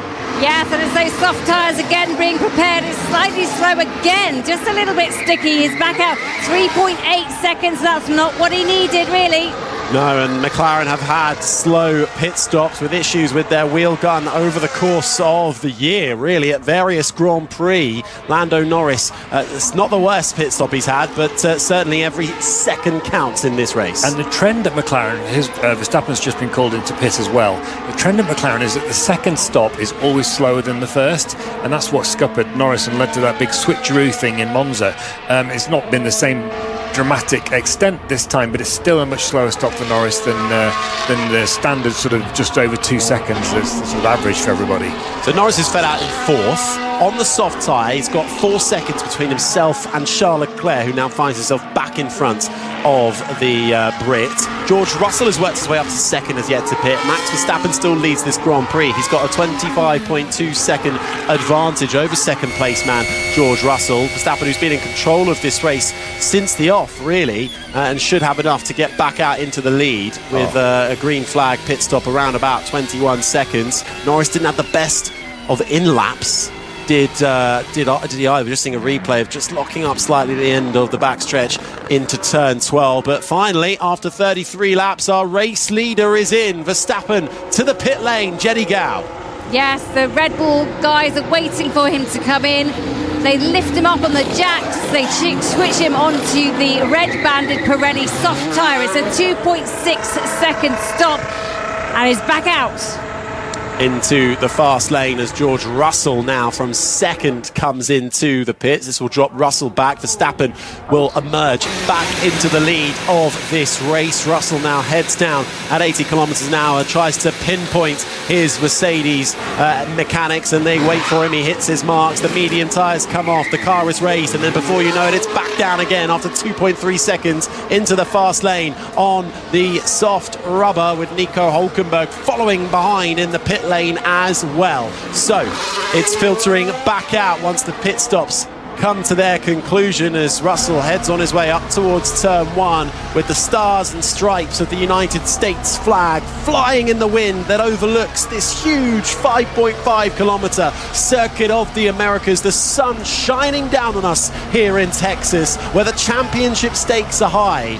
and we're seeing strategy play out in what, okay, might be a bit of a slow burner, but stay with it to the end, because I think this could crescendo. It is at the moment 28.7 degrees air temperature. temperature. Track temperature just approaching 46 degrees. Verstappen leads by over 5 seconds to Charles Leclerc, but Charles Leclerc is now on the medium tyre.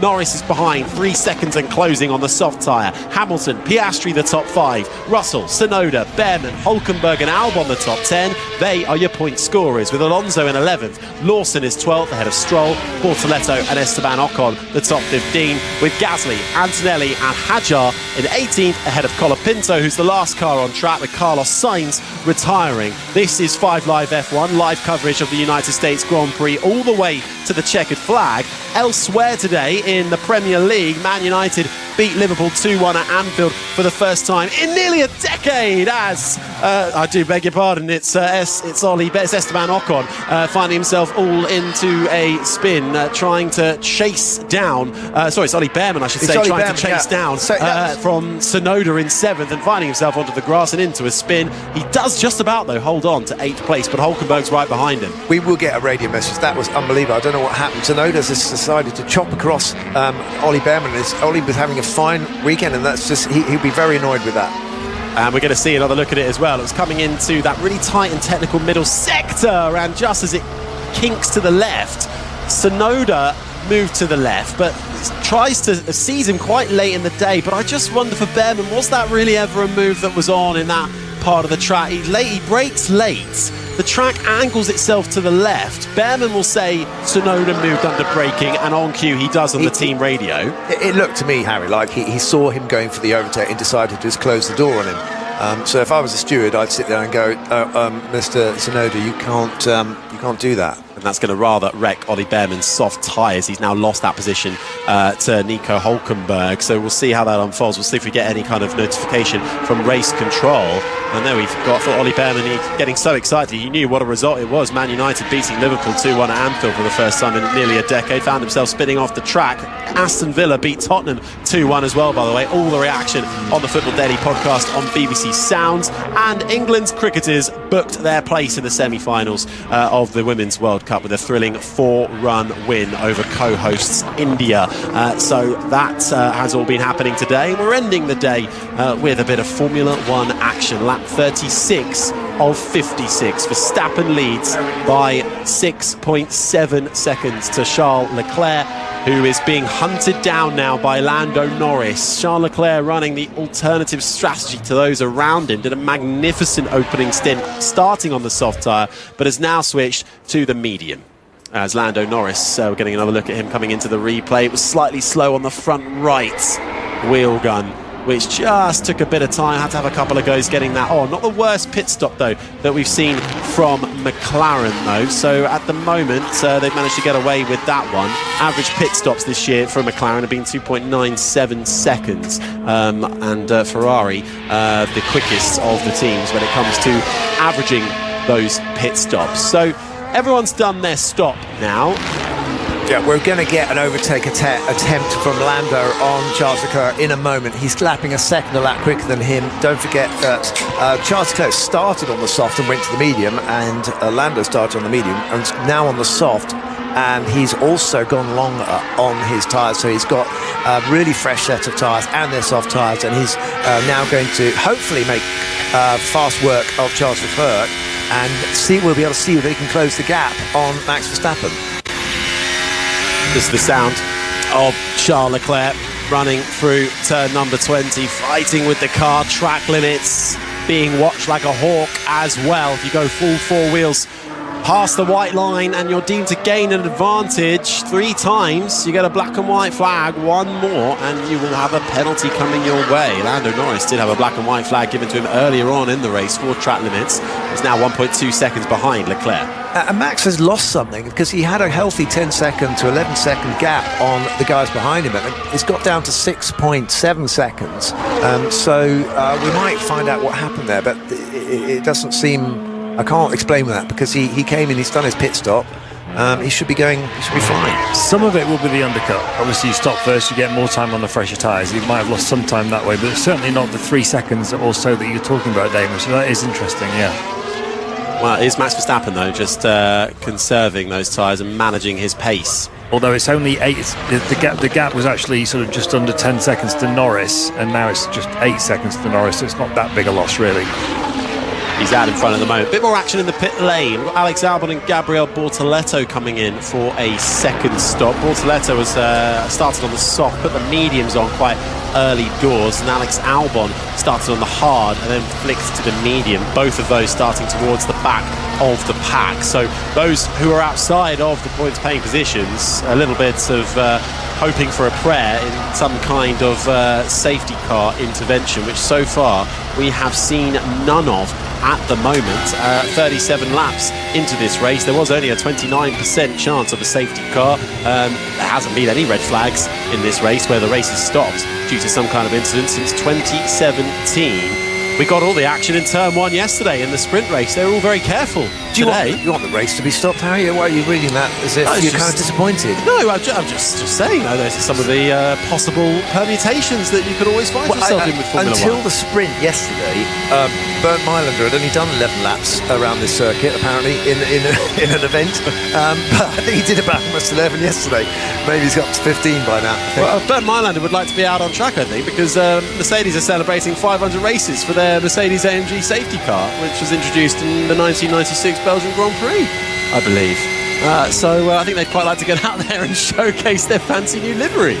But of course, we want to see good racing and hard racing, and right now playing the long game on this one. But that's almost forcing a two-stop from Pirelli. The tyre supplier hasn't quite worked out as to how they would want it to. I don't know why they just don't start making mandatory pit stops. We saw that in Monaco, but maybe that's a discussion for our Checker Flag podcast. Right now, though, the closest gap is the sound you're hearing. Lando Norris on the soft tyre has closed right up to the back of Charles Leclerc on the mediums, and I feel it's only a matter of time this time around before Norris gets through. There's always a risk, isn't there? This is the problem with staying out longer and letting Charles get the undercut. Now Lando has to do this thing again, and Charles is a feisty-old driver. He's not going to just let him pass. But it is great to watch. I mean, it is lovely to see this the hunted and the hunter out there on the track as Lando opens his DRS. He's actually got a very good, he's got closed up enough, I think, to be able to get a go at turn 1. Maybe not this time, as they go into turn 1 in a very controlled style. No attacking from Lando. He's got to somehow attack, but also think about conserving those soft tyres. He doesn't want to overheat them. He'll be working them very hard at the moment as he's going through turn 6, 7, 8, 9. And is also in the dirty air of the Ferrari in front, where he doesn't close up in that section. No, and just looking behind, Lewis Hamilton in the other Ferrari, 9 seconds back. He was much closer to that fight when in the first part of the stint. And so I wonder if Hamilton is losing a bit of time on the soft tyre now. And also, could Leclerc again? Yeah, we know how well he's been defending. Is there an element to play here where he could just back Norris up a bit, bring Hamilton into contention? Ferrari would want one car on the podium, maybe two if they're lucky, or at least third and fourth in the game for them today. Yeah, entirely. That's the issue. You've got only limited amount of time on the soft tyres before they actually get overheated. And Charles got a little bit of a lucky break in the early part of the race because he got a virtual safety car. He could cool his tyres off for a few laps, got a few more laps extension. There he is on the medium. Lando is quicker in clean air by quite a lot, but you need to be quite a lot quicker to be able to get an overtake done here. But he did it once before. Let's see if he can do it again. The trouble is, it's all jeopardy, and you don't need this jeopardy. He's desperate to get ahead of Charles. He wants as many points as he can over Oscar Piastri for the championship. Rising up the hill once more for Charles Leclerc and Lando Norris, who have kept each other company for the majority of this Grand Prix so far. Leclerc is just pretty good on the exit of corners as well in that Ferrari. The Ferrari's looking good here, isn't it? I mean, I have to say, through that far sector, it looks more comfortable than the McLaren does. Considering the Ferrari's kind of bugbear this year has been not being able to run as low as they would like. Think back to their disqualification from China, a ride at the start of the season, and that's something that's really been preventing them from getting the most out of their package. We come to the circuit of the Americas, notoriously bumpy and really difficult to ride over as well. So think actually maybe that might affect Ferrari a little bit more so than some of the others. But right now, I think since sprint, they've turned it around. McLaren have been handicapped because they didn't get the running they wanted because they lost out on the sprint. So I think that Andrea Stella will say we couldn't optimise the car, we weren't sure where to go, and we had to be a bit conservative. So it might be that Lando's got a conservative setup on there just to be sure, because they just haven't got the experience. They lost an entire, what was it, how long was the sprint, 15 laps or was it? I don't know. Yeah, 9:90.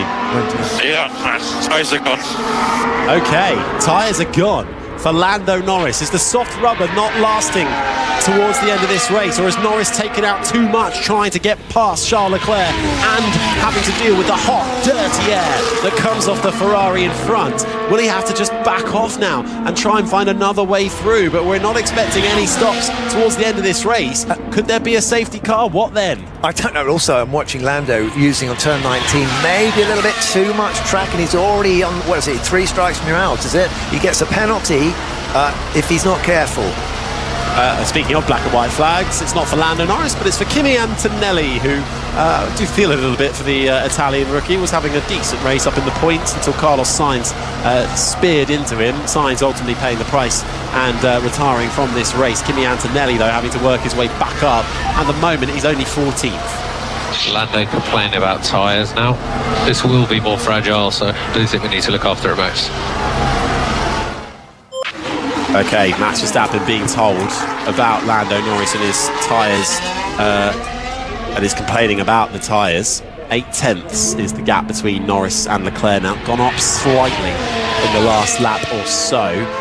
A run towards turn 12 to come, but I think Leclerc has that one in hand for the time being. It's Verstappen, Leclerc, Norris, Hamilton, Piastri, the top 5. Russell, Tsunoda, Hulkenberg, Behrman and Alonso are the top 10. Behrman holding on to 9th spot, actually, so even though he went for a spin, which would have cooked his tyres a little too much, he hasn't come in for another pit stop, so trying to hold on for another points-paying position is the British rookie. Lawson 11th, Stroll, Ocon, Antonelli and Albon, the top 15. Gasly, Hadjar, Colapinto and Bortoletto, the 19 drivers in this race, with Sainz and the Williams retiring. Yeah, Ollie Behrman's had one of the more interesting races of all of the drivers here, and he's actually fighting, and he's brilliant. He's been really good this weekend, and doing his bit for the American team, and he's still in the points. But I'm just thinking, I'm going to do an unfair thing to you, Harry and Andrew Benson. I'm going to ask you, if you're Lando Norris now, do you back off, save your tyres, have a go at the end of this? Because you're on a soft tyre, it's only going to get better for Charles. It's going to get worse for you. What are you going to do? Are you going to press on and try and get him now, or are you going to give him a gap? I think the answer is already in front of us. He's already backed off a bit. He's now 1.3 seconds behind Leclerc. It's dropped to 1.5 seconds just in the first third of this lap. So whether it's by accident or whether he's been forced to back off because his tyres are gone, or whether he's chosen to do exactly what you're talking about, Damon, he is losing ground. I can reveal to you that Norris has been told on the radio, let's do some tyre management, bring the tyre temps down, and then go again. Yeah, curses. My challenge to you is foiled. Was foiled by they took action before we. Well, we're obviously thinking on the same lines anyway. But that was the question. What was the strategy? What's the right thing to do? He's backed off. He's going to save his tyres, and he's going to have a go later on. Have you got McLaren's radio in your ears or something, Harry? How did you know that? I have my sources. I have my sources. So it wasn't really fair at all, was it? You're getting inside information. Look, I'm not privy to that. Well, Benson has his contacts, and Benjamin has his. It's lap 42 of 56. Verstappen leads Charles Leclerc, Norris, Hamilton and Piastri, the top 5. Not seen really a peep from Piastri all race long, but he'll be grateful just to bag points, the 10 of them for 5th, and do a bit of damage limitation in the championship, finishing behind both of his rivals, Lando Norris and Max Verstappen. If there is a safety car within the next couple of laps, what do you do? Do you come in and change if you've got a slightly fresher soft in your armoury, if you can keep a medium to the end, or do you hang it out? Full safety car, I probably would, yeah. As Verstappen is reporting that he is sliding a lot out there on track. He's got 7 seconds over Leclerc on the soft tyre, Leclerc on the medium. Is there a scenario here where the soft absolutely gives up the ghost? and Leclerc's mediums hold on, and he can suddenly make up the gap between himself and Max Verstappen? Well, let's find out. That would be interesting. I mean, he's in a position where he's actually able to push a little bit harder on those tyres. They're all complaining about this soft tyre. They're now actually in trouble. It seems to me, the guys on the soft tyres, and they're having to protect them. And that message will be going through to Charles, and they'll be saying, these guys are struggling. Can you put a little bit more pressure on and see what happens? Also, it's a little bit like sheep out there, isn't it? They've all gone for the soft tyre because everyone else went for the soft tyre and blah, blah, blah. Why didn't someone try hard and really go for it, you know? Yeah, because they're all too scared to do it. Because of the big gap, because the Pirelli double gap, you know, they've doubled the gap between the tyres. If you want a two-stop, right, could we not, you know, we saw it in Monaco earlier this year where there was a mandated 3 tyres. Could you not just introduce, if you want 2 stops in races, can we not just start to introduce, okay, mandatory 2 stops? Well, it just ends up fake, doesn't it? The Formula One, they do bring in some fake things, but generally they like the racing to be authentic and a meritocracy. And I think, you know, even in Monaco, that mandatory 2-stop ended up being quite controversial because of the way people manipulated the race. That wouldn't be possible with a normal racetrack where you can overtake. But it's clunky and clumsy. And is a 2-stop really definitely always a better race than a 1-stop? I think that's debatable. If you're hearing a bit of crackle, it's not your radio. I think it's the Formula One microphone on Max Verstappen's Red Bull that might have just slightly become dislodged. We're riding on board with the Dutchman at the moment to at least, if Verstappen is sliding and he's got clear air and he can manage his tyres, what are the others experiencing right now? Having really piled on the pressure to Charles Leclerc, Lando Norris has now fallen away to 2.5 seconds back from the Ferrari to try and preserve those soft tyres and maybe launch another attack. Could the soft tyre completely give up here? We're going into this Grand Prix with really limited data because it's a sprint weekend. We've only had 1 practice session before we were thrown into qualifying for the sprint, so everybody's on the back foot straight away. And we had a step in compounds as well that Pirelli brought, with a 1 step between the hard tyre compared to the medium and the soft. So that's a slight unknown that everyone's been dealing with here. If the soft gives up, your quid's in if you're Charles Leclerc. So what does that make Ferrari then, if the rest are sheep, Andrew? Are they the wolves? Because they've played a blinder, haven't they? They have played a blinder. I mean, they've done the opposite. They've zagged when everyone zigged. They started on the soft tyres, and most people have gone, okay, that's only going to work for a few laps before they cook themselves. They got a bit of a lucky break with the safety car.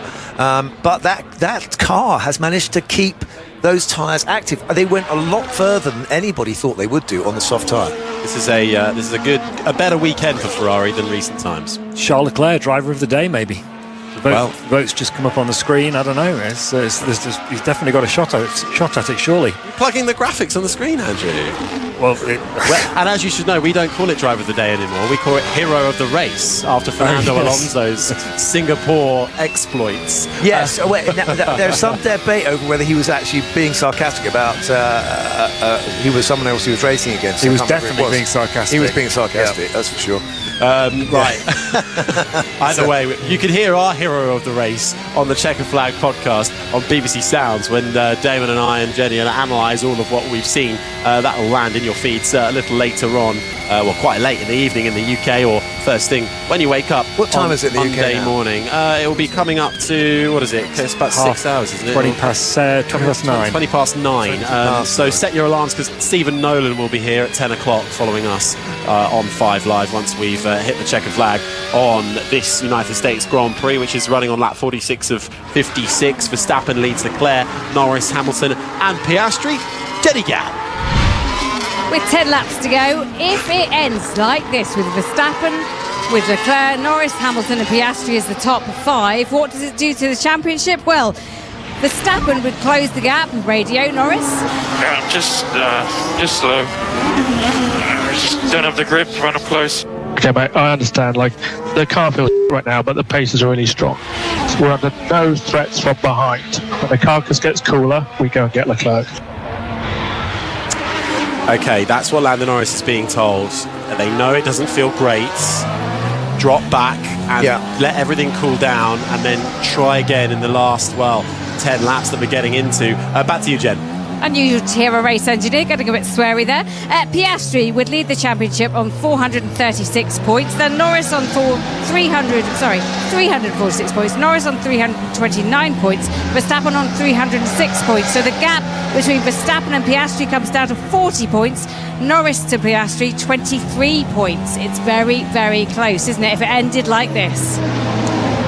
Certainly would, with just 5 races left to run and 2 sprint races. After our visit here in Texas, we will head straight away to Mexico, and then we'll pop over to Sao Paulo and Interlagos for the Brazilian, or the Sao Paulo Grand Prix, with the sprint race attached to it. And then it's back stateside to Las Vegas as we race down the strip before we head over to the Middle East and Qatar for the finale of the sprint races. And then it's to Abu Dhabi and the Yas Marina circuit, into what we're all anticipating and hoping will be the championship decider on the final lap of the final race there in Abu Dhabi in November, and the conclusion of 24 races in this 2025 Formula One season, before we rip up the rule book and hit reset and do it all again in 2026. Yippee.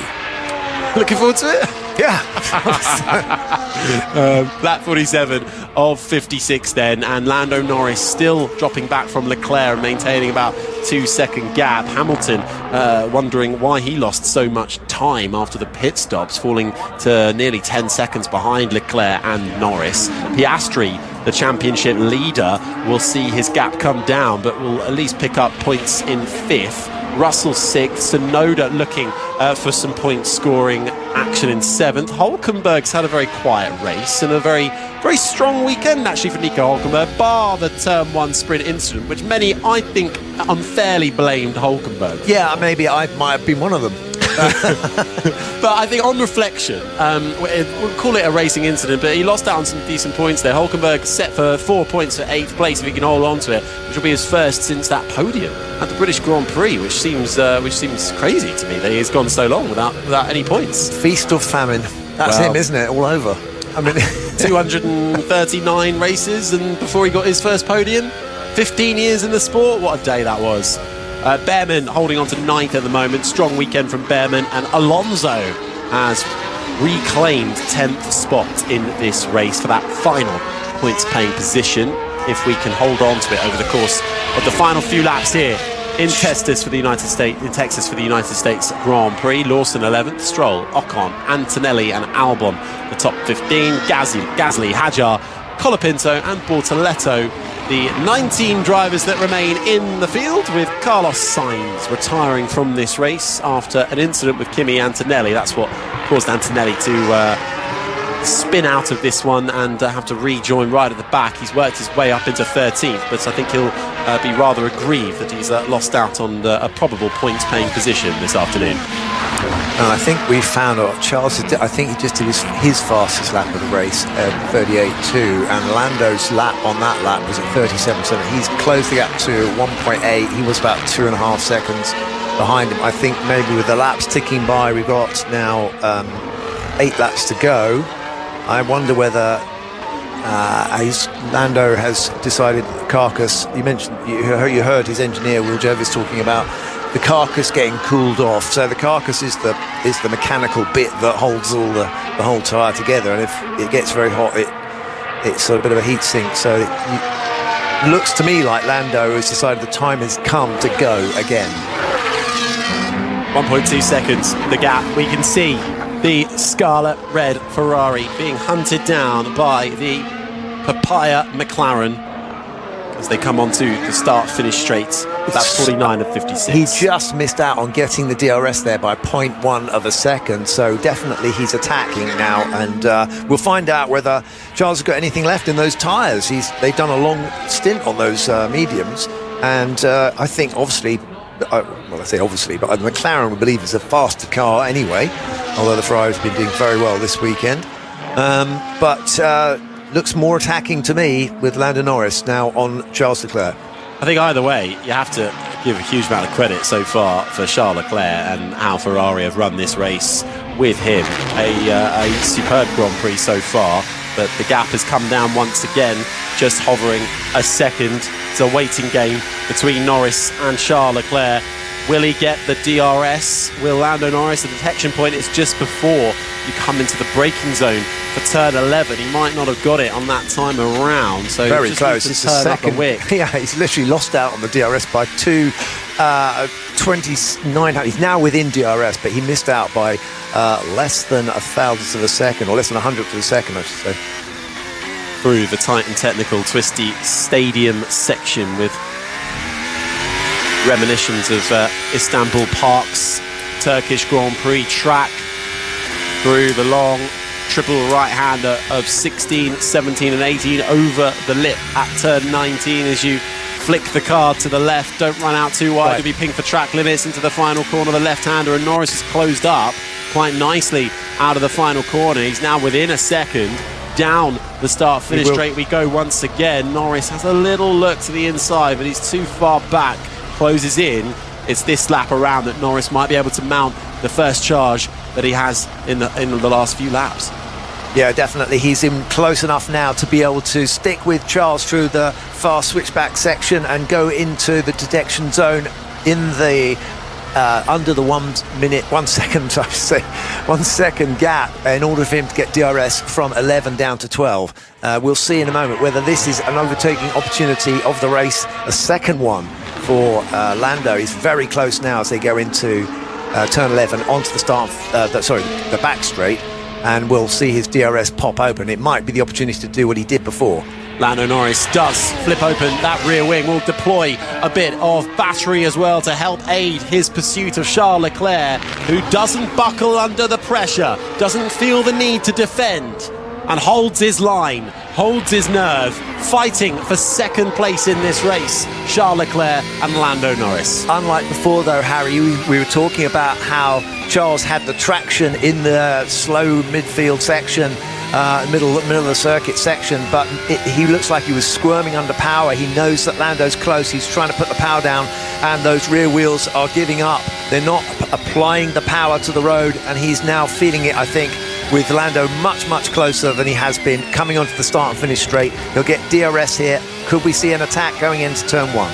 Back onto that start straight as we race down the main grandstands and head up towards the hill, towards the huge flag of the United States of America, and it's a late dive to the inside of the apex. Norris catches Leclerc sleeping, but does he? Leclerc comes back and sweeps through the right-hander and retakes the position. We had to wait for it, but they're fighting for every bit of track they can get. Leclerc, though, is not being forced to get out the way here. He's holding on to second and will do everything he can to finish there. Norris, though, is fighting for it. He's hungry, and at a time when his teammate and championship rival is down in 5th, he could make huge gains here in Austin, Texas. Yeah, I think that Lando has got the advantage now with these tyres. He's kept them, he's cooled them off a bit, and he's much closer to Charles now. Charles is having to spend a lot of time and energy, concentration, defending himself, so they go down the back straight, and Lando is right under his gearbox, and he dives to the inside.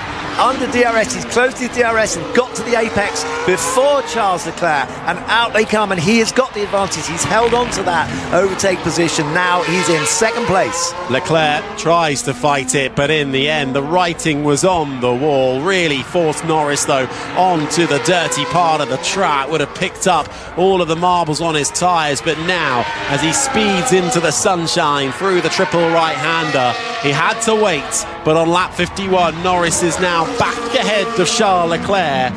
8 seconds between himself and Verstappen, who leads this race. Leclerc down to 3rd, sticks with him.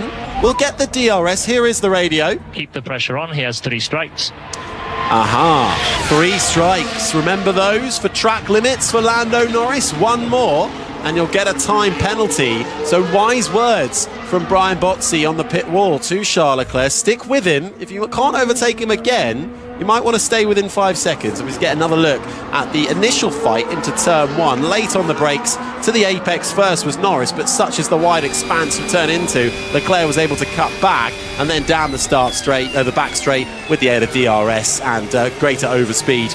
Lando Norris down the inside. I think that radio message was slightly delayed. I think that was probably before the overtake happened, because there's not much he can do now about Lando. He's definitely got 3 strikes, as you said, but now he doesn't have to fight anymore. He's got a clear track. He's got a gap between himself and Charles Leclerc. He's out on his own now with a long gap between himself and Max Verstappen, but he's got clean air, and I think he will be way ahead of Charles within a few more laps.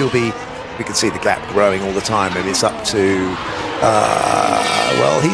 Charles is still within a second or so, but it's 1.9 seconds now back to Charles. So Charles's fight is over. Verstappen still leads this Grand Prix.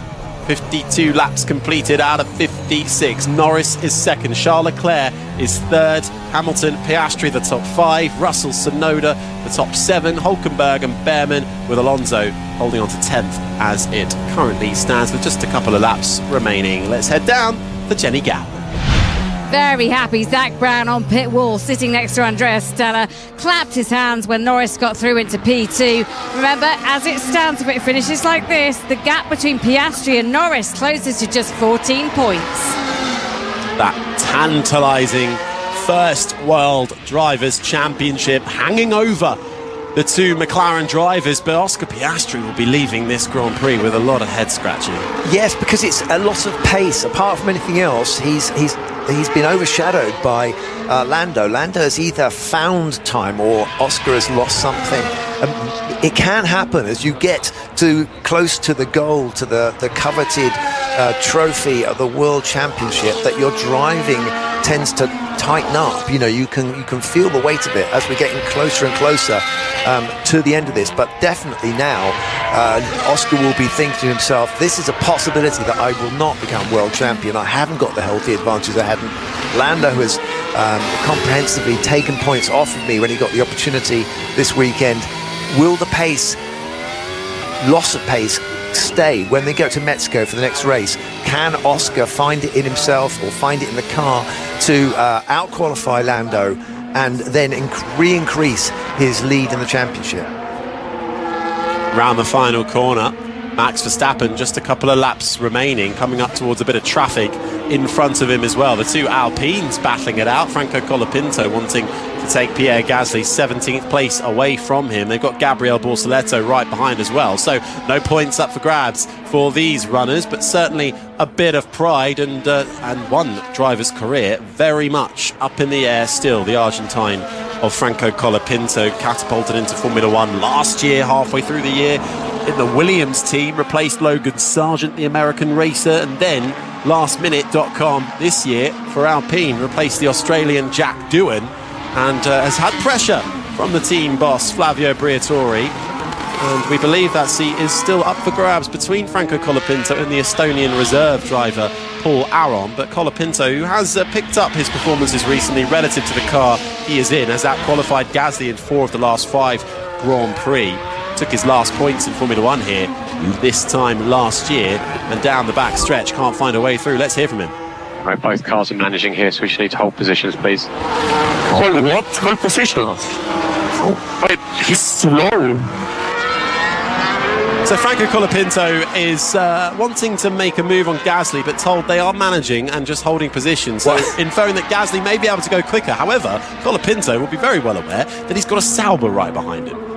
Yeah, and also it's a bit odd, isn't it, asking a driver to hold position when there's nothing to be gained by finishing it at all. They could pull in the pits and they wouldn't get any different result. I mean, that obviously they're not going to do that, but there's no points where they are at the moment. So what's the risk, apart from the fact that we're on a flyaway and they haven't got long to the next race? No, we do go straight to Mexico. Colapinto is going to go for a late dive down the inside, and are the 2 Alpines going to come to blows? Nearly. Colapinto forces the issue. Gasly almost looked like he got taken by surprise there, and the Frenchman, with heaps more experience than the Argentine, has to concede the position. Nice move from Franco Colapinto up into 17. Gasly won't be happy with that whatsoever, and you tell you what, it was perfectly timed, because Gasly now will get blue flags and have to slow down because Max Verstappen's right behind him. And you know, as a principle, Colapinto has only gone up in everyone's estimation. He was told not to overtake, and he did anyway, and he did a pretty clean job on him. We're going to get another look at it now. Late dive to the inside of turn 1, and Gasly just saw him had to take avoiding action. I expect we'll hear a little radio call shortly. But the two Alpines, who are last in the Constructors' Championship and are all but last in this race, bar the Sauber of Gabriel Bortoleto, who was the only driver other than Alex Albon to do a two-stop race, finds himself last of the runners in this one, 19 in it, with just Carlos Sainz retiring. The country singer Shabuzi is waiting with the checkered flag for Max Verstappen, who will have another lap around before he will take what has been a pretty emphatic victory so far for the Dutchman, who is still playing a part in this championship. If it ends like this, and I know we're getting towards the latter stages with a big if, but Piastri will still hold the lead of the championship. He'll have 14 points over his teammate Lando Norris, who will have 26 points advantage over Max Verstappen. The gap between Verstappen and Piastri heading the championship will come down to 40 points, which is the same, or 41 points is what Max Verstappen has taken out of the championship leader over the last 3 Grand Prix. 3-horse fight, Damon, to the end. Yeah, definitely. It's great. Game on. I mean, it's close enough for it to be interesting. We thought that the championship was going to end up with a kind of foregone conclusion with the way that Oscar was going at it in the early part of the season, but definitely it's all to play for now. I don't think we've got to be grateful to Franco Colapinto for providing some entertainment there towards the end of this race, because Max, as we're watching him lap Franco Colapinto, has had virtually nothing to do other than not make any mistakes. He's been way out in the lead, and again he's closed a bigger gap he's closed the gap to the guys in the McLarens in front of him, and he's taking the glory away from McLaren. They have not won this race. It's a Red Bull victory by all accounts, and Max has done a fantastic job.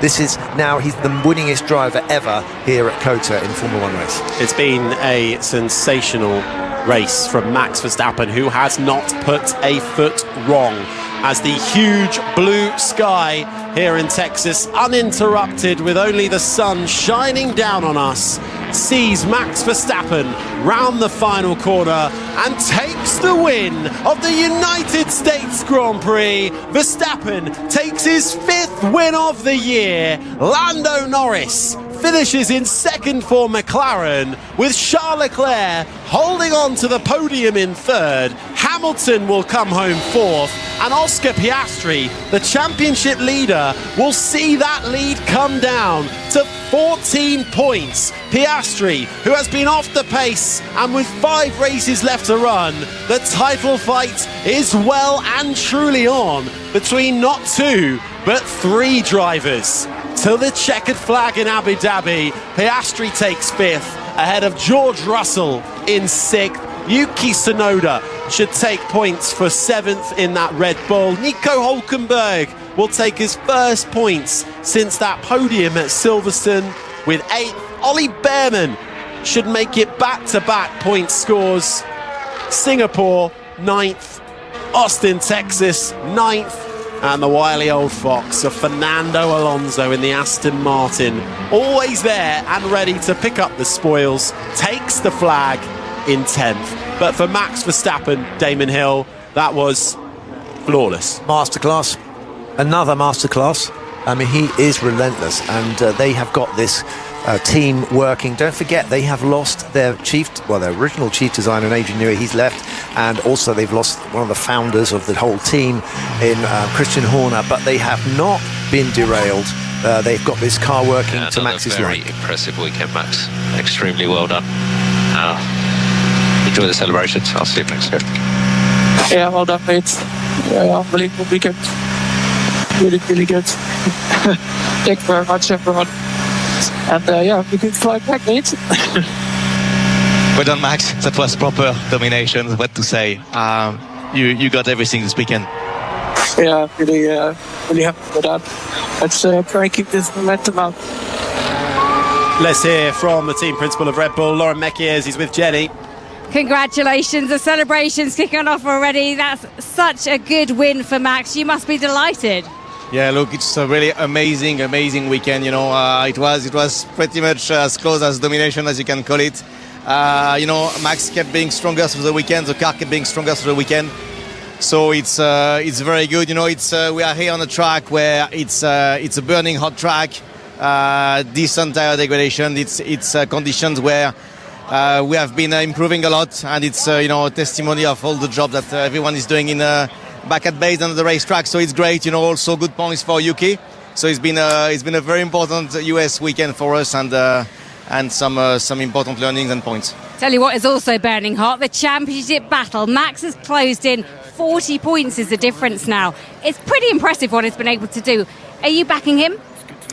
You know, I think there is no reason for us to not to take it in the same way that what we have been doing, race by race, trying to extract it race by race. Honestly, if we look back to this weekend, it was not even race by race. It was session by session, just having that intensity and that focus. And it's working, and I don't think we'll change our approach. Well, enjoy the celebrations tonight. Thank you so much, Laurent Mekies, the team principal at Red Bull. Yeah, good to hear the words from Laurent Mekies as his driver pulls up in that P1 position. Only 4 races ago, Max Verstappen was 104 points behind the championship lead. He's now 40. That is incredible. He is well and truly in this fight, is Max Verstappen, as he steps out of that Red Bull, puts his steering wheel back in the cockpit. We always say never rule out Max Verstappen, but the man is just a machine. If it was just luck, if you say that that McLaren have made mistakes and dropped a lot of points, which they have, you'd say, mate, it's a long shot, 40 points behind. But he's got pace. He's going to be scoring a lot of wins between now and the end of the season. And you know what? Seeing the celebration, Max Verstappen has won a lot of races, but to win here, and he's just jumped into the arms of his engineers and mechanics, giving a hug to Helmut Marko, Red Bull's motorsport advisor there. I think that meant a lot to him, and he knows that there is a 5th championship there to be had. Do you know, in a way, this is almost good for Oscar, because if Lando can't score the victory, then Max is going to nick them all. Then it reduces the chance for Lando to threaten Oscar. But that's certainly, I'm clutching at straws, if you like. No. I'm trying to find small tinks of kind of hope for Oscar, because it is dwindling. His lead has dwindled massively. What's your calculation of last 4 races? How many points has Oscar lost to Lando?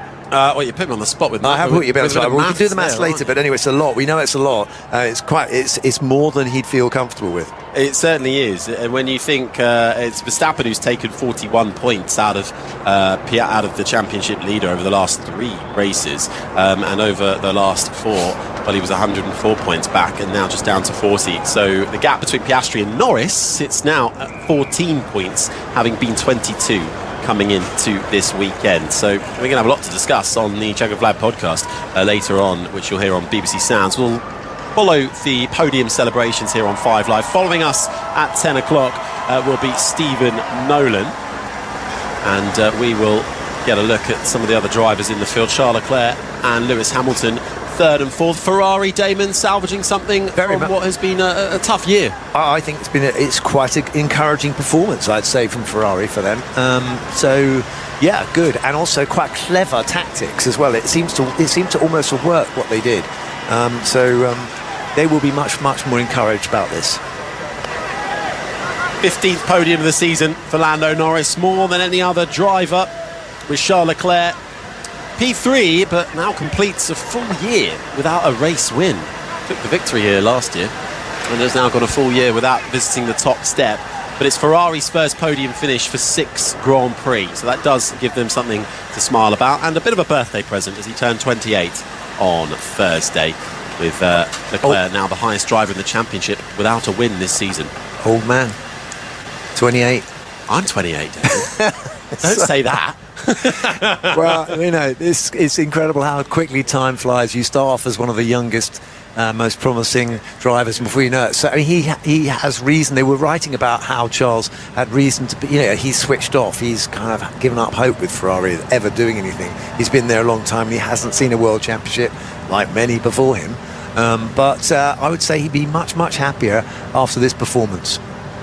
Well, just to recap the order then, Verstappen wins, Norris second, Leclerc third, Hamilton and Oscar Piastri the top 5, George Russell was sixth ahead of Yuki Tsunoda, Hülkenberg was 8th ahead of Ollie Behrman, and Alonso took the final point in 10th. Just outside was Liam Lawson in 11th ahead of Lance Stroll, then Kimi Antonelli and Albon and Ocon the top 15. But let's hear from our top 3. They're speaking with Martin Brundle down underneath the podium here in Austin. Congratulations, Max, your 68th victory in Formula 1. Your 4th here, pole position, perfect start, controlled the race. That was a champion's drive. Yeah, it was an unbelievable weekend for us. I knew that the race was, of course, not going to be super straightforward. I think if you look at the whole race, the pace between myself and Lando was really close. I think just in that first stint, that's where we made the difference. I could eke out a little bit of a gap. And that's basically what we kept till the end. It wasn't easy to manage also the tires on both of the stints, but we kept it in the lead, and just incredibly proud of everyone to deliver a weekend like this. Okay, we'll have a quick word here. We'll come back to you if I may. Lando, P2, you two had a brilliant fight. I'd love to hear what you've got to say to each other about it, but you finally made it through to get second and keep hold of it.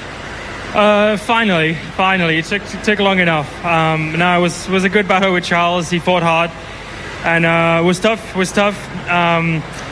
We did everything we could. I thought we kind of had it in an easier way after we got ahead, and then we did the overcut, or we went much longer. I expected a slightly easier second attempt to get through, but it wasn't the case. So, no, Charles drove a very good race. It was good fun, good battles. So I had to take second. Not a lot more we could have done today. We heard Will Joseph, your engineer, saying, like, cool your tyres a bit and then have another go, and that appears to be what you did. Yeah, I mean, like, out the box when the tyres are the freshest, then you want to push because you have the best chance. But it's also when the tyres get the hottest. So when I had my first try, I just really started to struggle with the tyres, and Charles was probably already in that kind of consistent point. So I backed off quite a bit for a few laps, went again, and it worked. So good strategy, some good driving, and a fun race. Charles, you were the outlier in the first 15 cars on the grid on the soft tyres, and wow, you made the best of those in the first corner. Yeah, I was a little bit worried when I saw that I was the only car on soft at the beginning, but I kind of knew that it was a bit of a risky move. I mean, what I had in mind is to use the soft to try and get free air. It was quite optimistic because we had 2 cars in front, but that's what we tried to do. We at least gained a position, and that helped us a lot for the rest of the race. So I'm very happy overall because it's been a tough second part of the year, and to be back on the podium here after what was a difficult FP1 with a gearbox problem, we recovered well. So I'm happy. You made your Ferrari as wide as you could. I mean, it was brilliant and very fair but hard racing between you two. Yeah, I enjoyed it. Unfortunately, today I lost out at the end, but I had fun in the car. Max, so you've taken 25 points out of Oscar's World Championship lead this weekend. You must be thinking, I can do this. There's a chance to do this. Yeah, for sure. The chance is there. We just need to try and deliver these kind of weekends now till the end. So, we'll just try whatever we can. I think it's exciting, and I'm just very excited to the end. Congratulations to you all. Enjoy the podium. Cheers, man.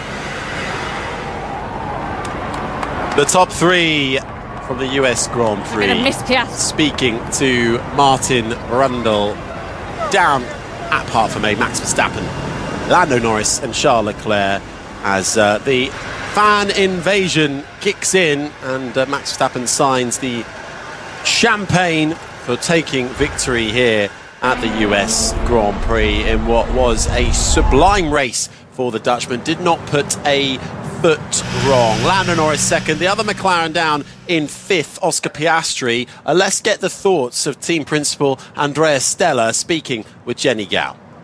Yes, I'm down here with Andrea Stella, team principal at McLaren. Wow, did you enjoy that? How tense was it? Normally I enjoy victories a bit more, but I think after the not having scored any point yesterday in the sprint, it was important today to score strong points. Important to finish on the podium, important to confirm that we have a car that is in condition to win still. Unfortunately, we could not see that because we had with Lando to deal with Leclerc pretty much throughout the entire race, but otherwise the pace was strong. So some encouraging indications, some good points. Obviously something to review with Oscar, but in a season, a one-off race in terms of performance and pace can be there. I'm sure Oscar will bounce back at his usual performance already in Mexico. Yeah, looking at the gaps now, 14 points between Oscar leading and Norris in second, and Max 40 points. He's closing in. This title looks like it's going to go down to the wire. Does that make you feel quite uncomfortable? No, this is what Formula One is about. It was unusual when we had a certain kind of gaps before. This is the usual business in Formula One. It's tight, it's difficult. We are competing against Red Bull and Max Verstappen, so it's a privilege to be there. We have the pace to be there, so it's just about execution. It's about believing in it, and we do believe, and we, as we say internally, we never want to lose the joy of doing that, even if the tension raises. But the tension is a part of the game. It's almost to some extent what you enjoy as a racer. Thank you so much. Well done. Andrea Stella there speaking with Jenny. Let's have a little listen in to the cool down room with the top three drivers, watching back some of the highlights from that US Grand Prix and see what we can pick up.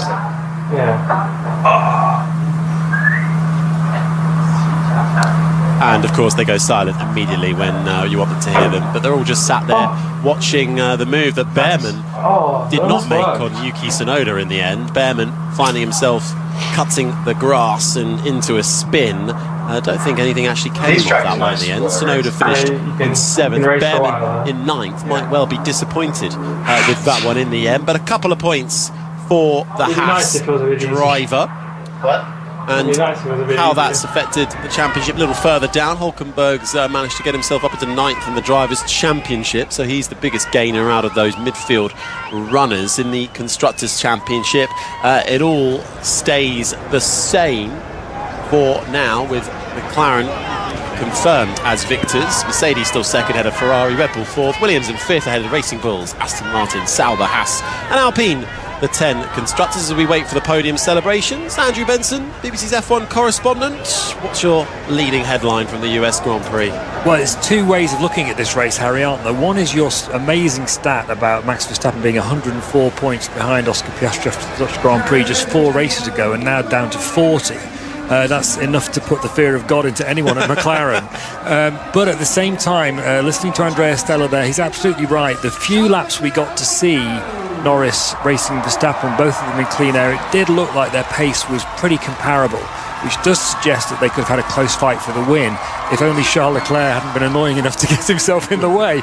He drove brilliantly, but that'll be encouraging for McLaren as they go into the last 5 races, because the last 3 races in Monza, Singapore and Baku, not in that order, have been a bit worrying for them. They didn't have the pace there, but they've although they've had a difficult weekend in Australia, they'll be relieved to have seen that. They certainly will. As the podium celebrations are underway, you can hear the roar. Charles Leclerc in 3rd, Lando Norris in 2nd as Max Verstappen comes out, waves to the grandstands and the main start-finish straight that is now covered with people from the grandstands, and we will hear the Dutch national anthem.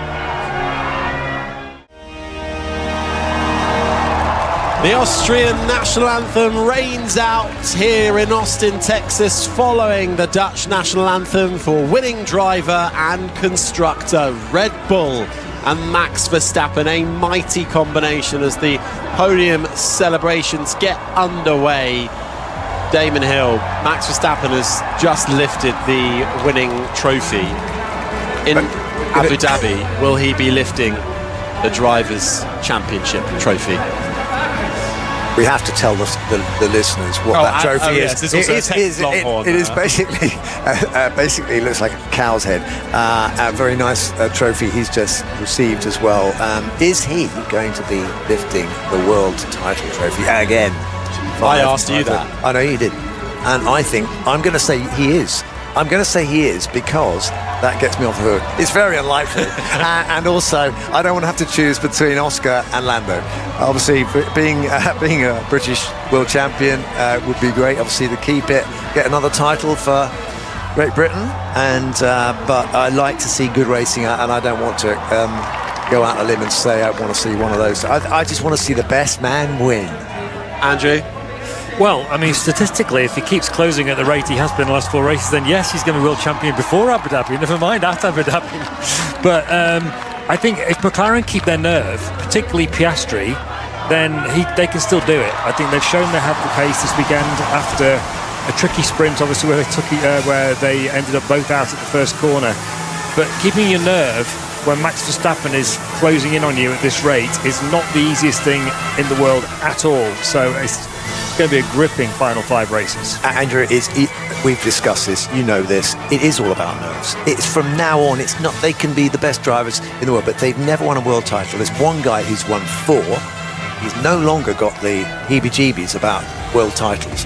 The other 2 will feel the pressure. I have to say, I think that Lando has shown his mettle a little bit the last few months. You know, he's come back from what was a bit of a wobbly patch, and he's now looking quite relaxed. Whereas Oscar, did he clam up? Did he tighten up this weekend? Is that where the pace went? Anyway, it didn't go well for Oscar this weekend. And there we're watching them on the podium as they scrape off the confetti, covered in champagne. But where's Oscar, the guy who's leading the World Championship? Indeed, that is the question. There will be a big debrief for Piastri and McLaren. He finished 5th, still bagged 10 points, but certainly to finish both behind Norris and Max Verstappen, who looks absolutely drenched, by the way, in champagne on his Red Bull overalls, more so than usual. And these are incredible scenes here at the Circuit of the Americas, with the music blasting, the track invasion well underway. The start-finish straight is absolutely packed full with fans. It's been a sellout here at the United States Grand Prix as we come to a close for this, the 19th round of the Formula One season. A sprint and a Grand Prix has come your way, and Max Verstappen has mastered them both and closed 25 points in on the championship lead. He now still sits 3rd, 40 points adrift of Oscar Piastri, who sees his gap reduced to just 14 points to his teammate Lando Norris. And we don't have to wait long either until we go racing again. From Austin, it is straight to Mexico, and we will have all of the coverage across the 5 Live network. My thanks to Jenny Gow, to Andrew Benson, and to Damon Hill for this one. Thank you for your company as well. Hope you can join us next week for all things Mexico. Damon and I are going to chat all things Austin Grand Prix in the Checkered Flag pod, which will be on BBC Sounds later on. But for now, let's get your latest news and headlines with Richard Foster. The voice of the